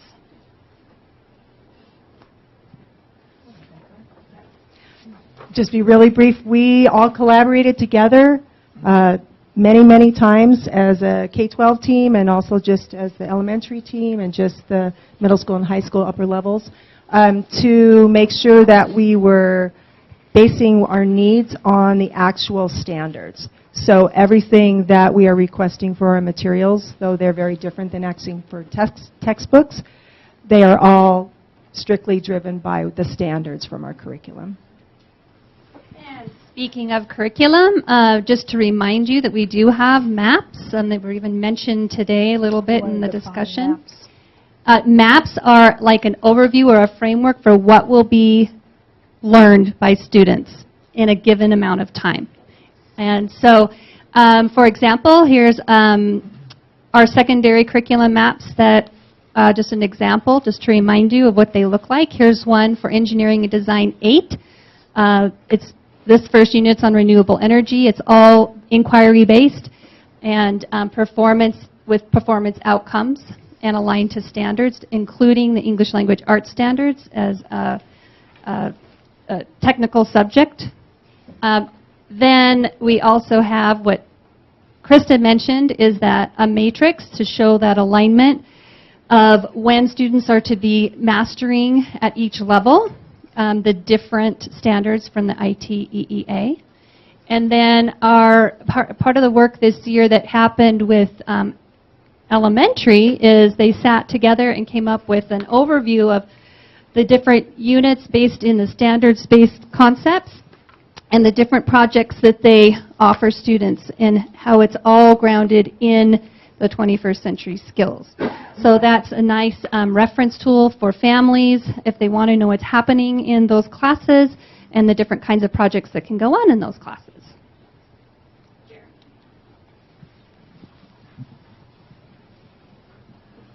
So in review of the curriculum and looking at renewing the curriculum, some of the common threads between K through 12 really came down to computers and 3D printers. And computers, that's really our number 2 pencil for everything we do, from coding, video production, programming, publication, documentation, research, design, and just keeping up with technology. Purchasing textbooks for technology engineering doesn't make sense. By the time you get the textbook, it's out of date. So just having access to current, technological and scientific information is huge for all of us. And the other big thing for next year, K through 12, we will all have hopefully 3D printers in our classroom to allow authentic exploration of objects. Students can no longer just see them on the screen, but now we can actually print them out right there in the classroom for them.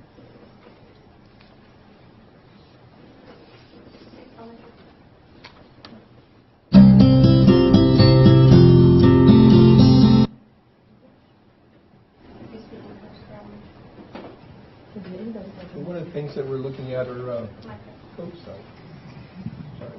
one of the things that we're looking at are robots for the classroom, and we have robots that we use for competition, but robots for the classroom are needing to be a little bit more robust, and we're looking at kids that can code down to kindergarten. So we're looking at Ozobots that are capable of being used by young kids to 5th grade and other grades that they become just more and more complex. So as the kids learn coding and master that, you can actually utilize them throughout the entire K-5 spectrum. One of our big units is transportation, and whether you're talking about magnetic levitation trains that actually float in the air literally, or you're talking about solar cars where you're learning about clean energy, which is something I tell my students that it's their generation that really needs to come up with clean energy or we're not going to make it. Or whether you're looking at rocketry, and one thing we're talking about are rockets, one thing we're asking for are rockets, and that's learning about going to other planets, researching other planets, and one day going to one, as they're talking about going to Mars. So rocketry is a huge thing in transportation. And one of the other standard-based concepts is information communication. And in our media-dense world, video is absolutely is the heart of our communication. So in order for the students to be able to do visual presentations, we have to have cameras. And the cameras that we're asking for do both still and video. They have the ability to do both still and video. And what we'd like to do is standardize the cameras that we have across all of the elementary schools so that all of the kids have the same opportunities with the same equipment, and they'll be prepared for going on to the middle school. One of the other kinds of cameras that we're looking for are stop-action cameras so that we can, again, be working with animation. And animation can be an instruction-based and also just a general communication tool as well. So again, we're trying to unify that across all of the elementary schools. So that's why we're asking for the cameras that you see in your literature. And you'll notice also when you look through our materials list that you'll see some normal things on there like glue guns and tools and gloves. Like right now my 5th graders are building full-scale trebuchets that we're going to launch water balloons at each other. So we have power tools in there. But then you'll notice some other strange things like ferrofluid and polymers and those kind of things. So we're also branching out into the future of technology like materials science and making that bridge to see where technology is going. So those are some of the other things where we're blending the science and the math together to see where the tech is going to take us next. All right, Greg out at Cary also teaches some design and technology courses. He's not here. He's the junior, senior advisor, so they have that banquet this evening. He needed, from his perspective on his courses, to update his resources. So there are 4 courses where he'd like the additional titles on these particular textbooks and the rationale behind that, and then an instructional CD for his Exploring Drafting course. Okay, Angela and Jeremy. So I'm new to this. I am starting a new class next year of photography and videography, which was from the students because I interviewed them. And so I need like tons of multimedia equipment, especially to update our news program. I want to do more student spotlight, get them more on the news, and just showcase what our students are capable of doing because they're amazing at the middle school. And then 3D printers, or 3D pens. I want to do blueprints, and they could actually do fashion, like design a dress, and then 3D print them with a pen, which would be amazing. So the biggest thing is just multimedia equipment. So. At the middle school on the engineering and design side of things, I really looked kind of towards the future here in manufacturing and solid modeling. And the main purchases there were 3D printers, a laser cutter, and more robots to expand the robotics program.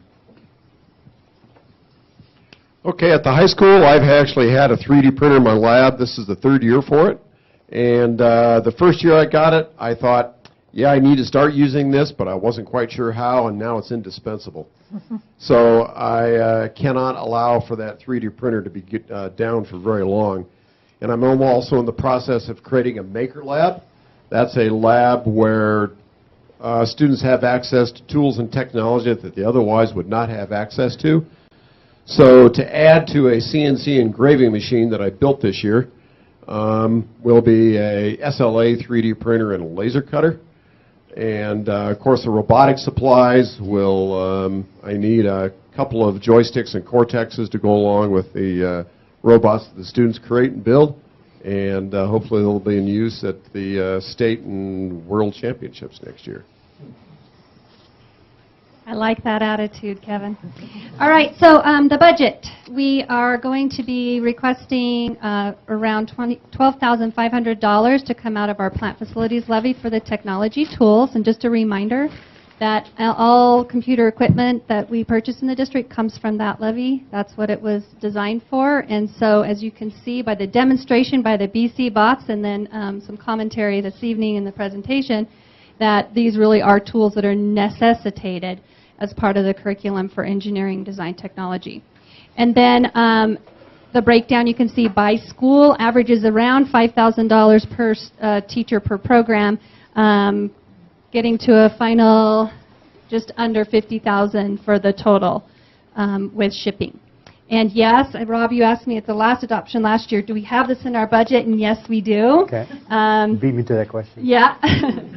And so with that, do you have any questions for us? I need to add one more thing to your presentation that you neglected to say. Okay. And that is Idaho is working on their computer science standards, and Angie Martinez represents us. She was selected to be on that committee. So we have representation. It's nice to stay close to those decisions being made at the state level so that then we can then, as you said, be as forward in our response as possible, even though we're already there, right, in many aspects. So, any questions for our great committee? And again, thank you for your work this year and your dedication and your thoughtful process in determining what requests you have for the board in additional material. Questions, comments, Trustee Clayton? Thank you for preempting my question. And then secondly, as you preempted my question, nice work on everybody's part to put together such a thorough presentation for what actually you will be doing with the funds granted you to make this project go. So nice work. Great. I've got just a little bit of misunderstanding. Could you go back one slide? So the top part is plant facilities levy. I get that. The bottom part is where? Is that general fund? Yeah, that comes out of my budget, the curriculum budget that I had as a line item from last year. Got it. Yeah. Thank you. Okay. Thank you guys so much. Thank you. Thank you for your time. Thank you.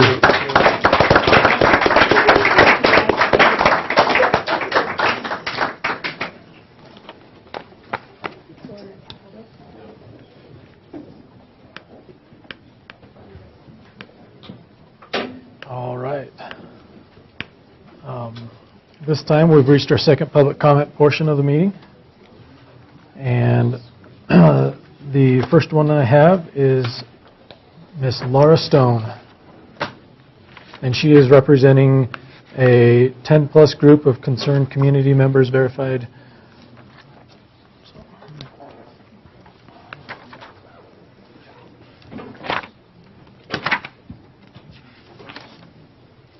Hi there. Can you tell me, should I do this? And it's on. My name's Laura Stone. I live at 134 Southern Comfort. I worked in finance in the Valley for 23 years. Those people who know me know how terrified I am of speaking in front of people. But I've heard from a lot of people in this last week who share my opinions about Syringa's petition to join the Blaine County School District. But they're reluctant to speak out for one reason or another, and I'm here representing them today. I have two daughters, one at the Wood River Middle School and one at Wood River High School. My husband and I are staunch advocates of school choice, and we show our support regularly by regularly donating to both the public and the private schools, including Syringa. My kids went to camp at the mountain school, and my niece and nephews have attended Syringa. My husband and I believe it's important to our community to have schools where kids thrive. I went to the school board meeting last Tuesday after reading an email from the chairman of Syringa's board stating that they might pursue legal action if the district balked at a good faith effort to come to terms with them. I was curious why Syringa would be on the school board agenda given recent budget cuts and the tone of the email. I wanted to hear both Syringa and the district present their case to the board. I was concerned when one of the school board trustees spent the majority of the meeting advocating for Syringa rather than gathering information so the board could make the best decision for the district. There's the video of the meeting online. Check it out. As a taxpayer and parent from Blaine County, I wanted to know how Syringa's petition could possibly have gotten this far. Why would Syringa be led to believe that joining the district was an option when in fact there's no money available? The past 4 years, the district has had to dip into savings to cover expenses, reducing our savings by half. As one of the school board's stated goals is to balance the budget. But recent budget cuts have come at a price. I've already seen the impact on my girls at school of this year's $1.3 million in budget cuts. Given that the district is in cost-cutting mode, why is Syringa's petition on the agenda when it conflicts with the school board's stated goal? The Idaho Public Charter School Commission's 2015 report lists Syringa as being in critical financial condition. It's understandable they're seeking alternative avenues of financial support. I then learned that to add something to a school board agenda, at least 2 of the 5 trustees must agree to add it.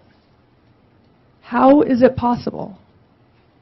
When our school board has just cut $1.3 million from the budget, for 1 trustee, let alone 2, to consider this item worth the district's time and expense to research, let alone fund, when increasing expenses at all is clearly out of the question.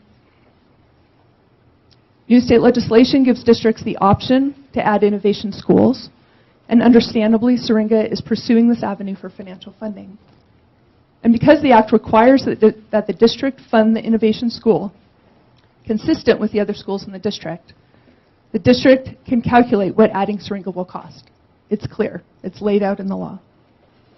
The district performed the same analysis, the same funding evaluation of Syringa as they did for the other 8 schools in the district. This is what they do. The budget for Syringa would be similar to Cary Elementary School, as Mr. Chatterton mentioned earlier, as they're roughly the same size.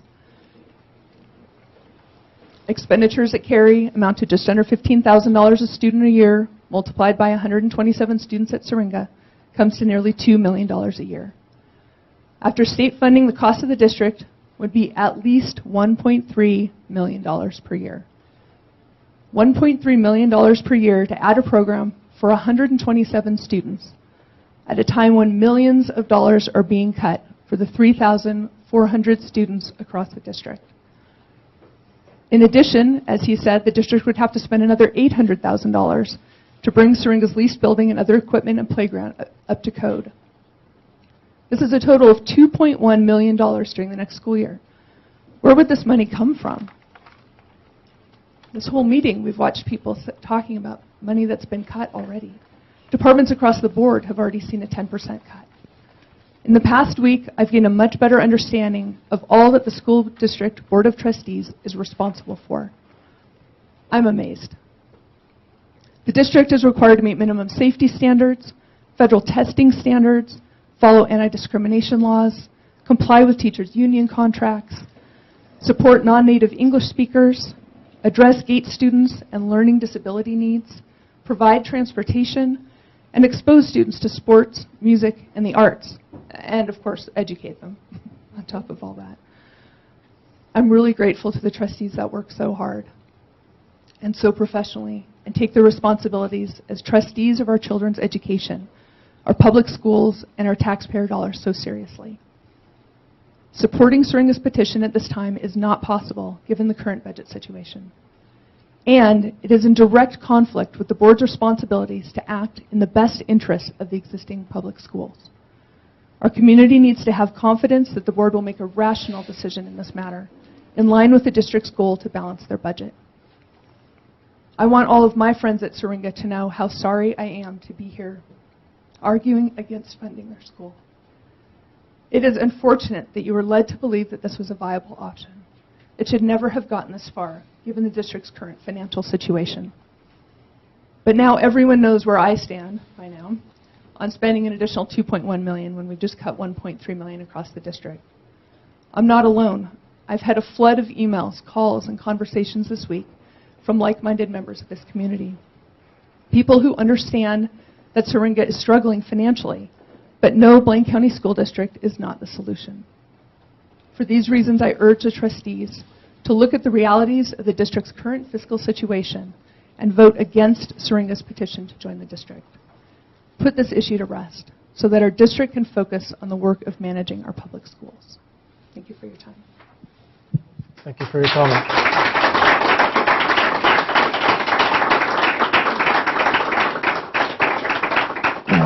Next up, Soledad Venado.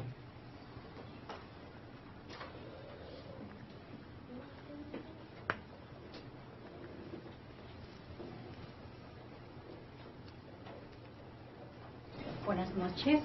Disculpen que voy a hablar en español. Está bien. Vengo a representar a los padres latinos que hablamos el español para pedirles que no nos corten el enlace que tenemos con ustedes. Yo he estado mucho tiempo en el campo de la educación, acompañando en las reuniones, he visto muchas cosas. He pedido ayuda, me la han dado a medias y quedé decepcionada por muchas razones.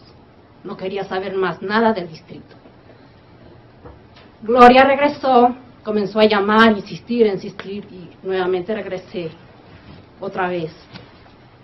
Y me di cuenta que había muchas oportunidades que por no asistir a las reuniones,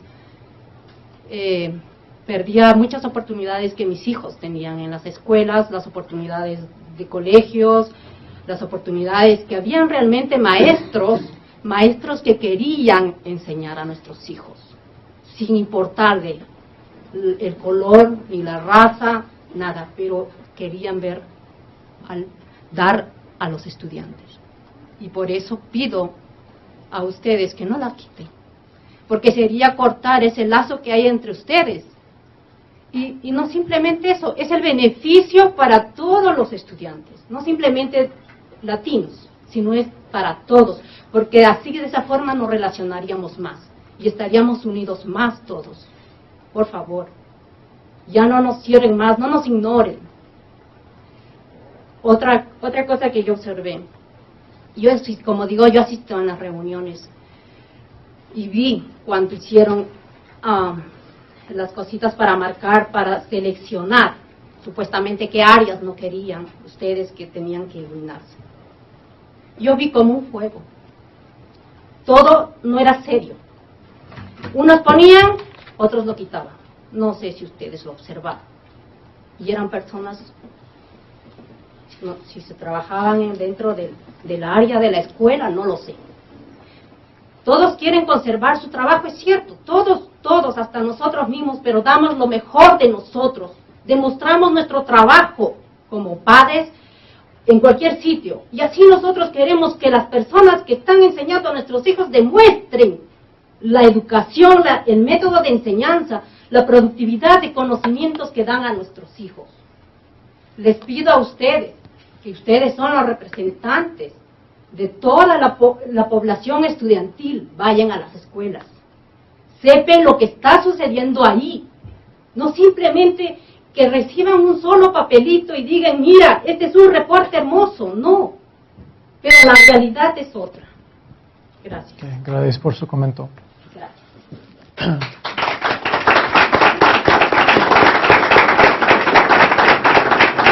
Could you make sure that the interpretation is on the much like we did at the last budget meeting? Can you make sure that interpretation is on the dub and get it to the board members? Thank you very much. Next up is Antonia Reyes. Buenas noches. Buenas noches. Antonia Reyes. Y de la igual manera que mi compañera, vengo a solicitarles de la manera más atenta que nos tomen en cuenta. No queremos que sustituyan el puesto de Gloria Giraldo. Es una persona que es muy buena con la comunidad hispana.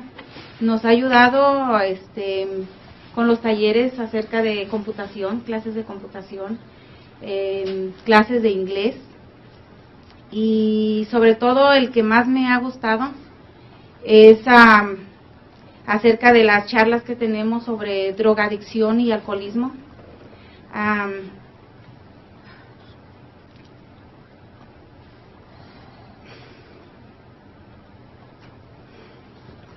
Ese punto me toca mucho.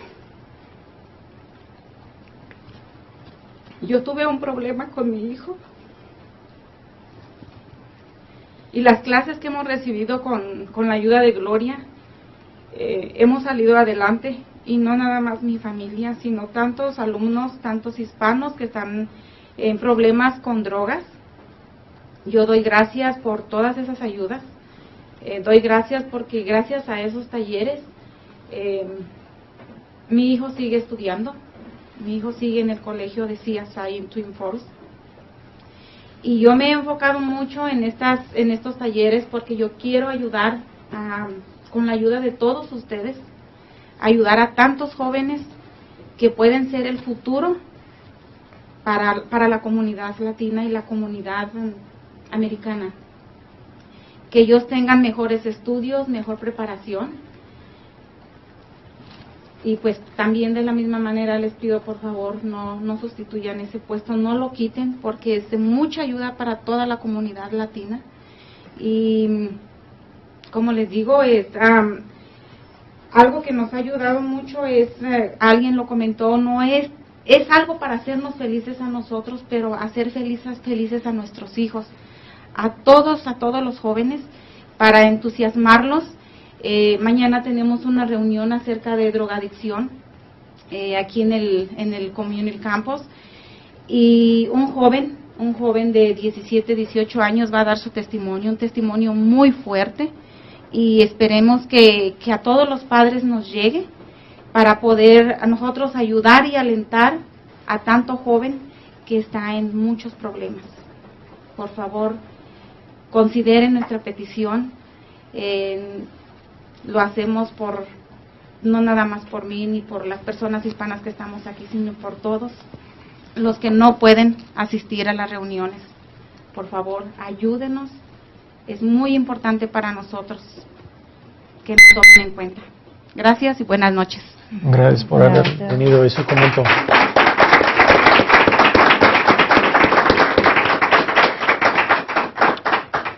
All right, that is the last public comment that we have for tonight. And at this time, Ms. LaChance is going to reach Trustee Freund via speakerphone. She was not able to participate physically, but wanted to be able to participate via the phone for this portion of the meeting.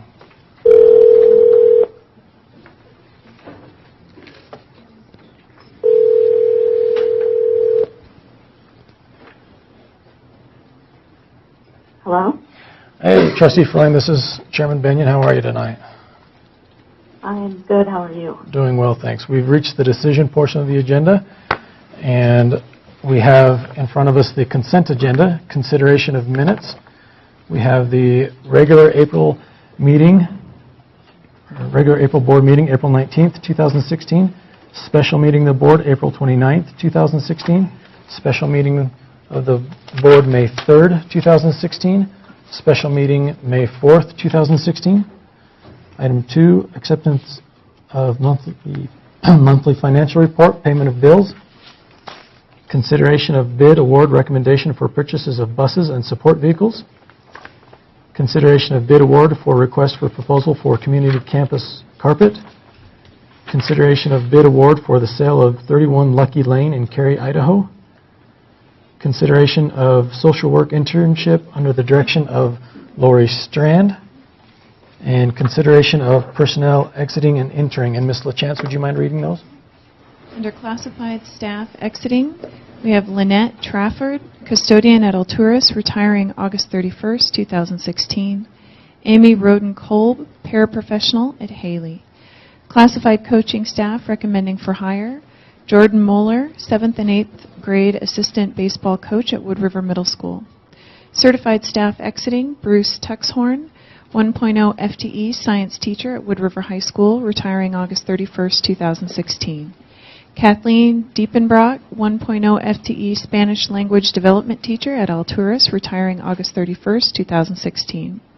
Rita Remington, 1.0 FTE dual immersion teacher at Hemingway, retiring August 31st, 2016.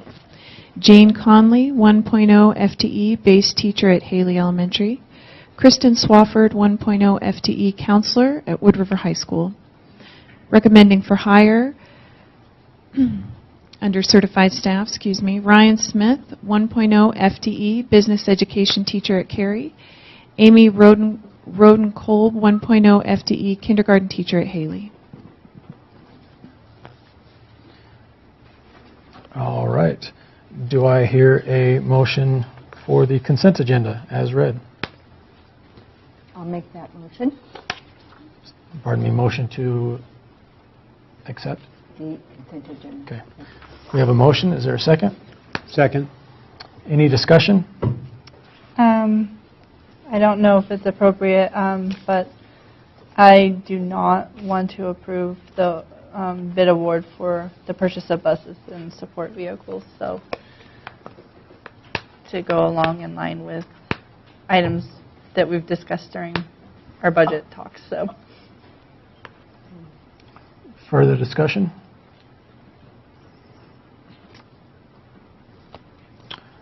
Can I rescind my, I had forgotten that was on there. Can I rescind my, well, I don't have to vote for it, even though I made the motion. Okay. Okay. All in favor as passing the consent agenda as written? Aye? Aye. Aye. Any opposed? nay. Nay. Motion carries 3-2. All right. Next up is item B, Blaine County School District draft policies. Policy 501, homework. Financial policy, accounting systems. Financial policy, financial fraud and theft prevention. Financial policy, financial reporting and audits. Financial policy, monthly budget records and accounting records. Financial policy, revenues. Financial policy, investments. Financial policy, gifts, grants, and bequests. Financial policy 701, child nutrition program. Financial policy 701.1, eligibility for free and reduced price meals. And financial policy 701.2, student nutrition accounts. I'll go ahead and call for a motion at this time. I'll move to approve all of the school district draft policies you just read. Is there a second? I'll second it. Any discussion? Thank you for all the people who worked on the homework policy. That was no small egg to crack. So thank you for all your work and effort in that regard. That's not an inconsequential task. Agreed. Trustee Corker. I agree. I'm going to abstain when you take the vote, and the reason is because I was able to go over these policies, but not in the detail that I wanted to because there was so much coming at us this month, so I don't feel that I did an adequate job on this. So. Okay. Further discussion? All in favor of passing the motion or the policies, draft policies as read? Aye. Aye. Aye. Aye. Abstain. Passed 4-0 with one abstention. All right. Item C, consideration of date change for annual meeting and regular meeting from July 19th, 2016 to July 12th, 2016. A little background, this was more driven by my work schedule more than anything else, and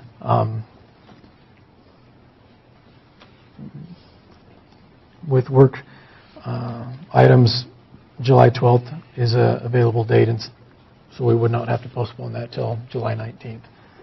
So I appreciate people's willingness to work around my schedule. With that, I'll go ahead and call for a motion. I'll make that motion. Second. Any discussion? All in favor of moving the regular and annual meeting from July 19th to July 12th? All those in favor? Aye. Aye. Aye. Aye. Aye. Any opposed? Motion carries. Item D, permission to publish Blaine County School District 2016-17 budget summary. Mr. Chatterton, do you want to introduce that? Yeah, this is just an annual summary statement that's published in a newspaper. Has to be published 2 weeks prior to the budget adoption in June. That's the format that the state specifies that it has to be in. We did add a little bit of language there on the columns that says draft, and then there's also some language on the bottom that also indicates that it's a proposed budget in a draft form, and it'll be adopted at the June 14th board meeting. This is a variation from state statute on what's allowed in it, so I did check with the State Department of Education, and they didn't have one way or the other on any indications that it would create a problem if it was different than what the state statute said it had to be. So the state was comfortable with the way we're doing it? Until it gets tested, they are comfortable with it. Okay. Okay.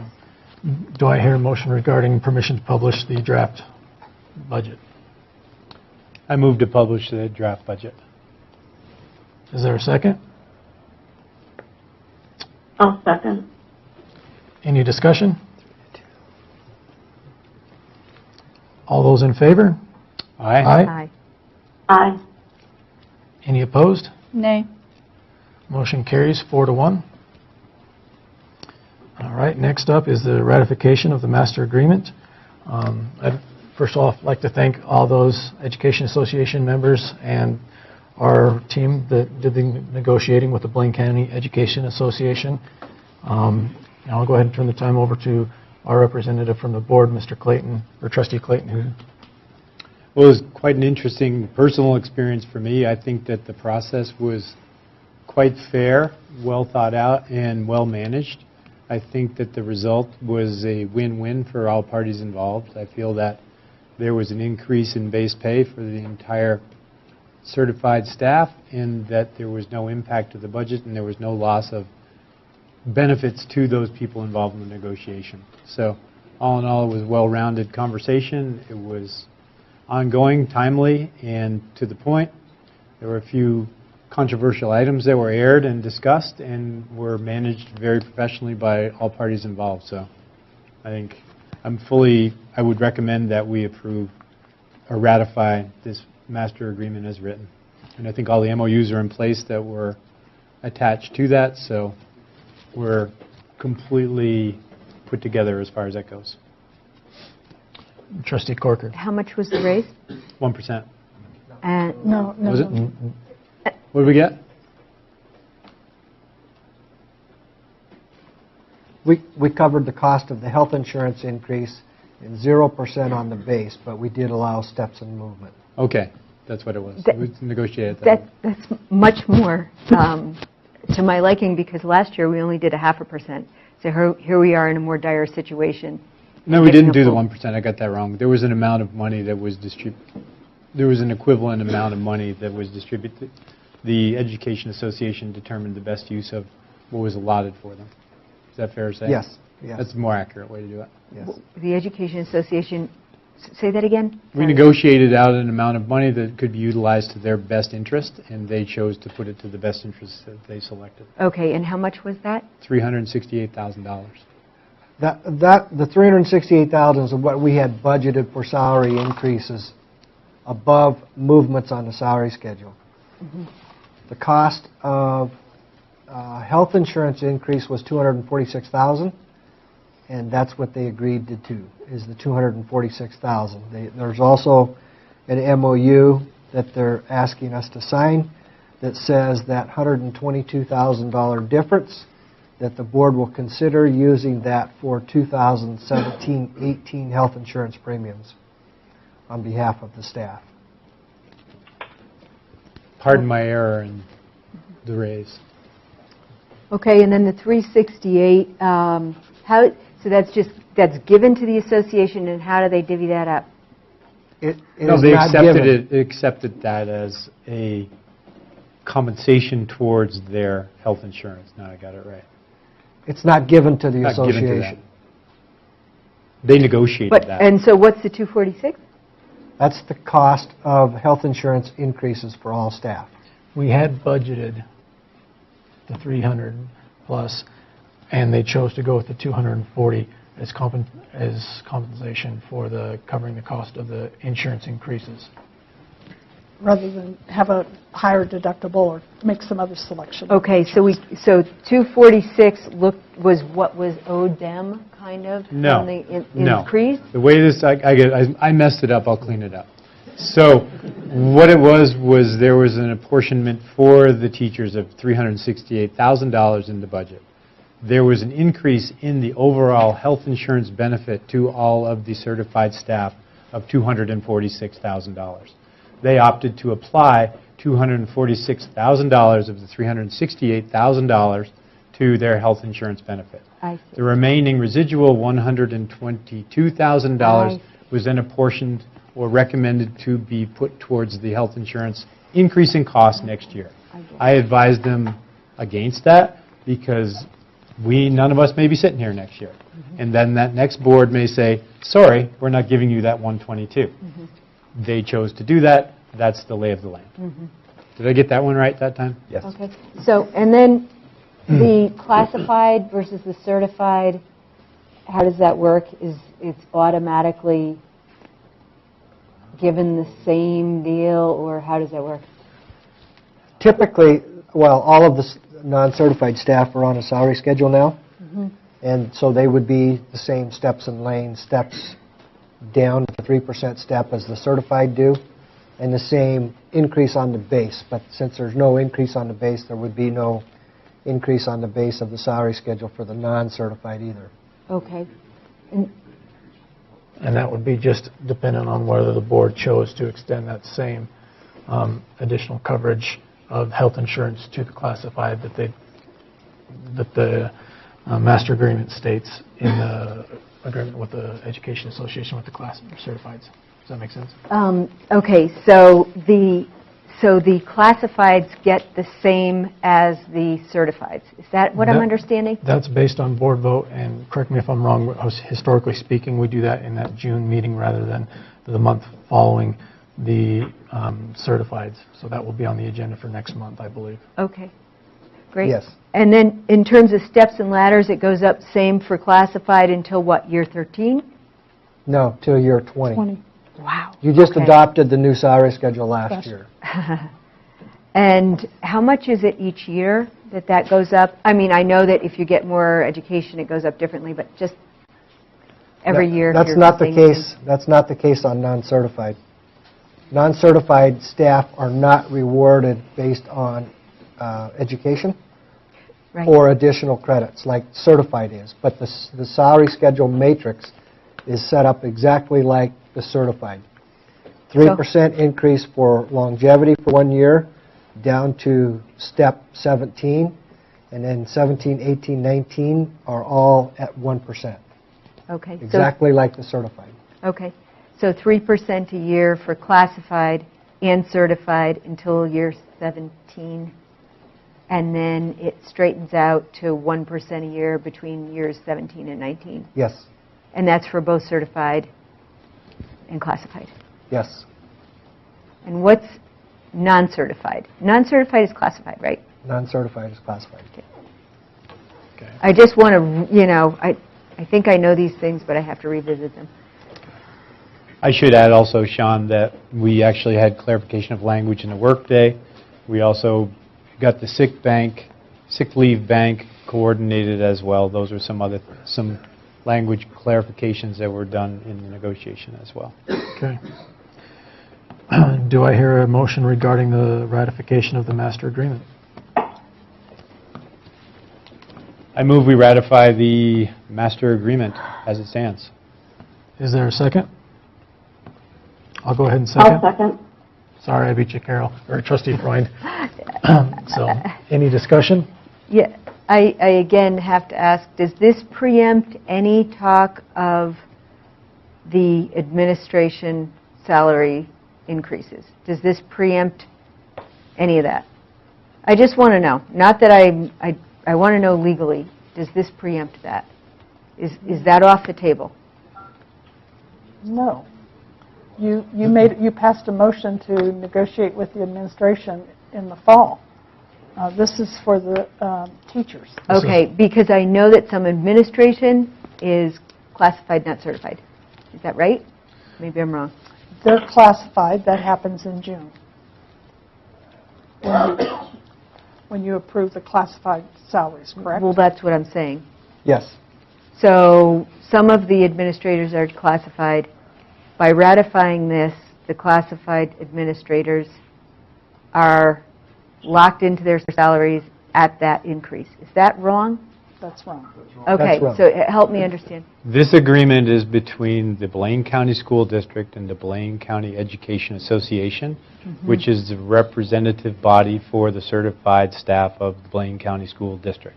So this is only for the teachers. Okay, but it has ramifications for classified. No, because it's only for the certified The staff. decision for classified will be Come in next June. month. Okay, got it. Thank you. Okay. All those in favor of ratifying the master agreement? Aye. Aye. Aye. Any opposed? Motion carries 5-0. Item F, Seringa Mountain School Innovative School Request. I'll call for a motion at this time. I'll make a motion that a group of 3 members of the board of Blaine County School District picked randomly and 3 members of the board of Seringa picked randomly get together and discuss and then represent to the board numbers based on a discussion. Not that the board has to say an up or down, but I want to hear Seringa's point of view on the Blaine County School District numbers. That's my motion is that 3 members of the Blaine County School District Board chosen at random, 3 members of the Seringa Board chosen at random, get together in a public meeting to talk about cost. There's a motion on the table. Is there a second? I will second that. Any discussion?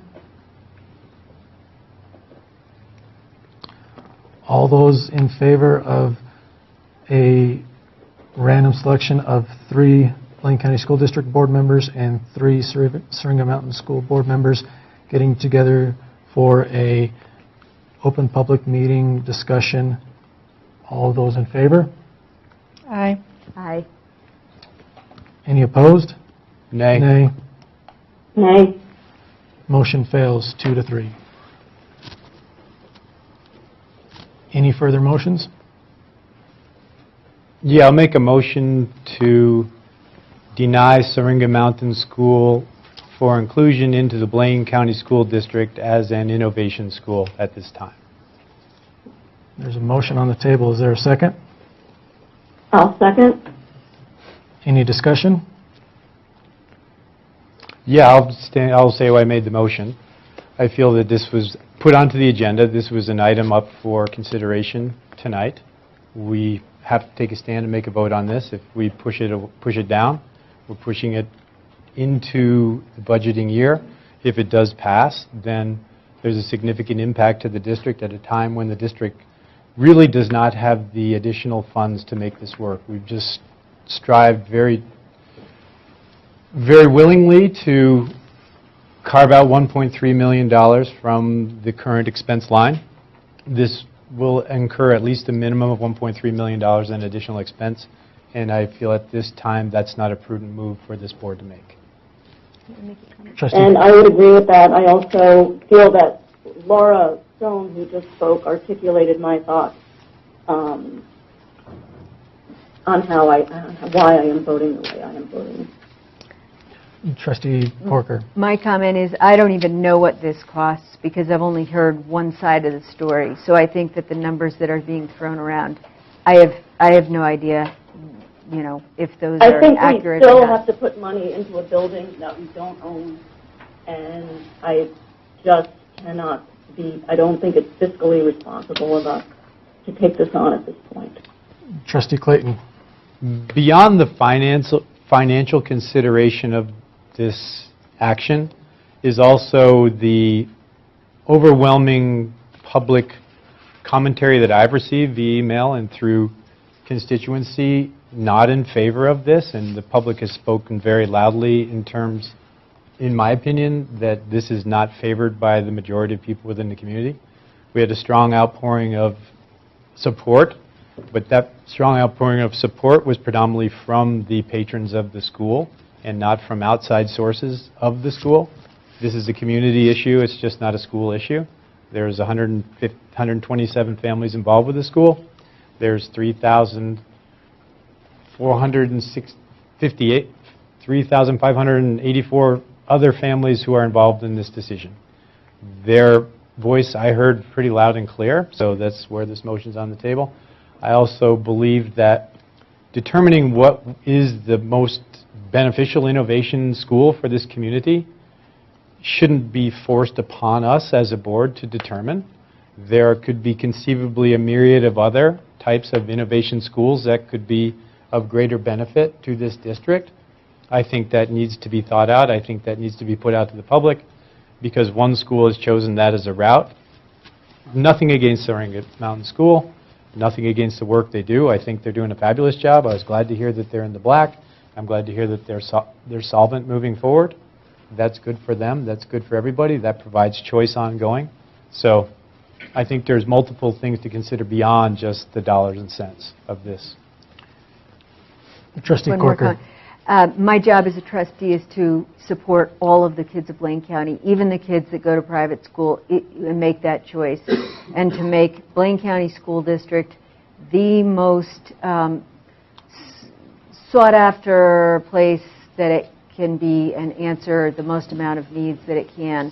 And I spoke last time, and I said, longer term, this is in the best financial interest of our district. When we go to pass levies, we've lost hundreds of kids to other options, and that's my long-term, that's one of my long-term considerations, is that this is, this hurts us long-term. My comment would I be, understand the short-term ramifications. I can't quantify them, but my comment would be I'm a firm believer in school choice. I'm a firm believer that not every kid learns the same way. My comments are more to the fact that at this time I don't think this request fits in with Blaine County School District. I've heard overwhelming community opposition to this, and I believe much as Trustee Clayton has mentioned, I believe we have an opportunity to discuss on a larger scale innovation schools. I do not believe the Singer Mountain School is a correct fit for Blaine County School District for an innovation school at this time. Any further discussion? So just for clarification,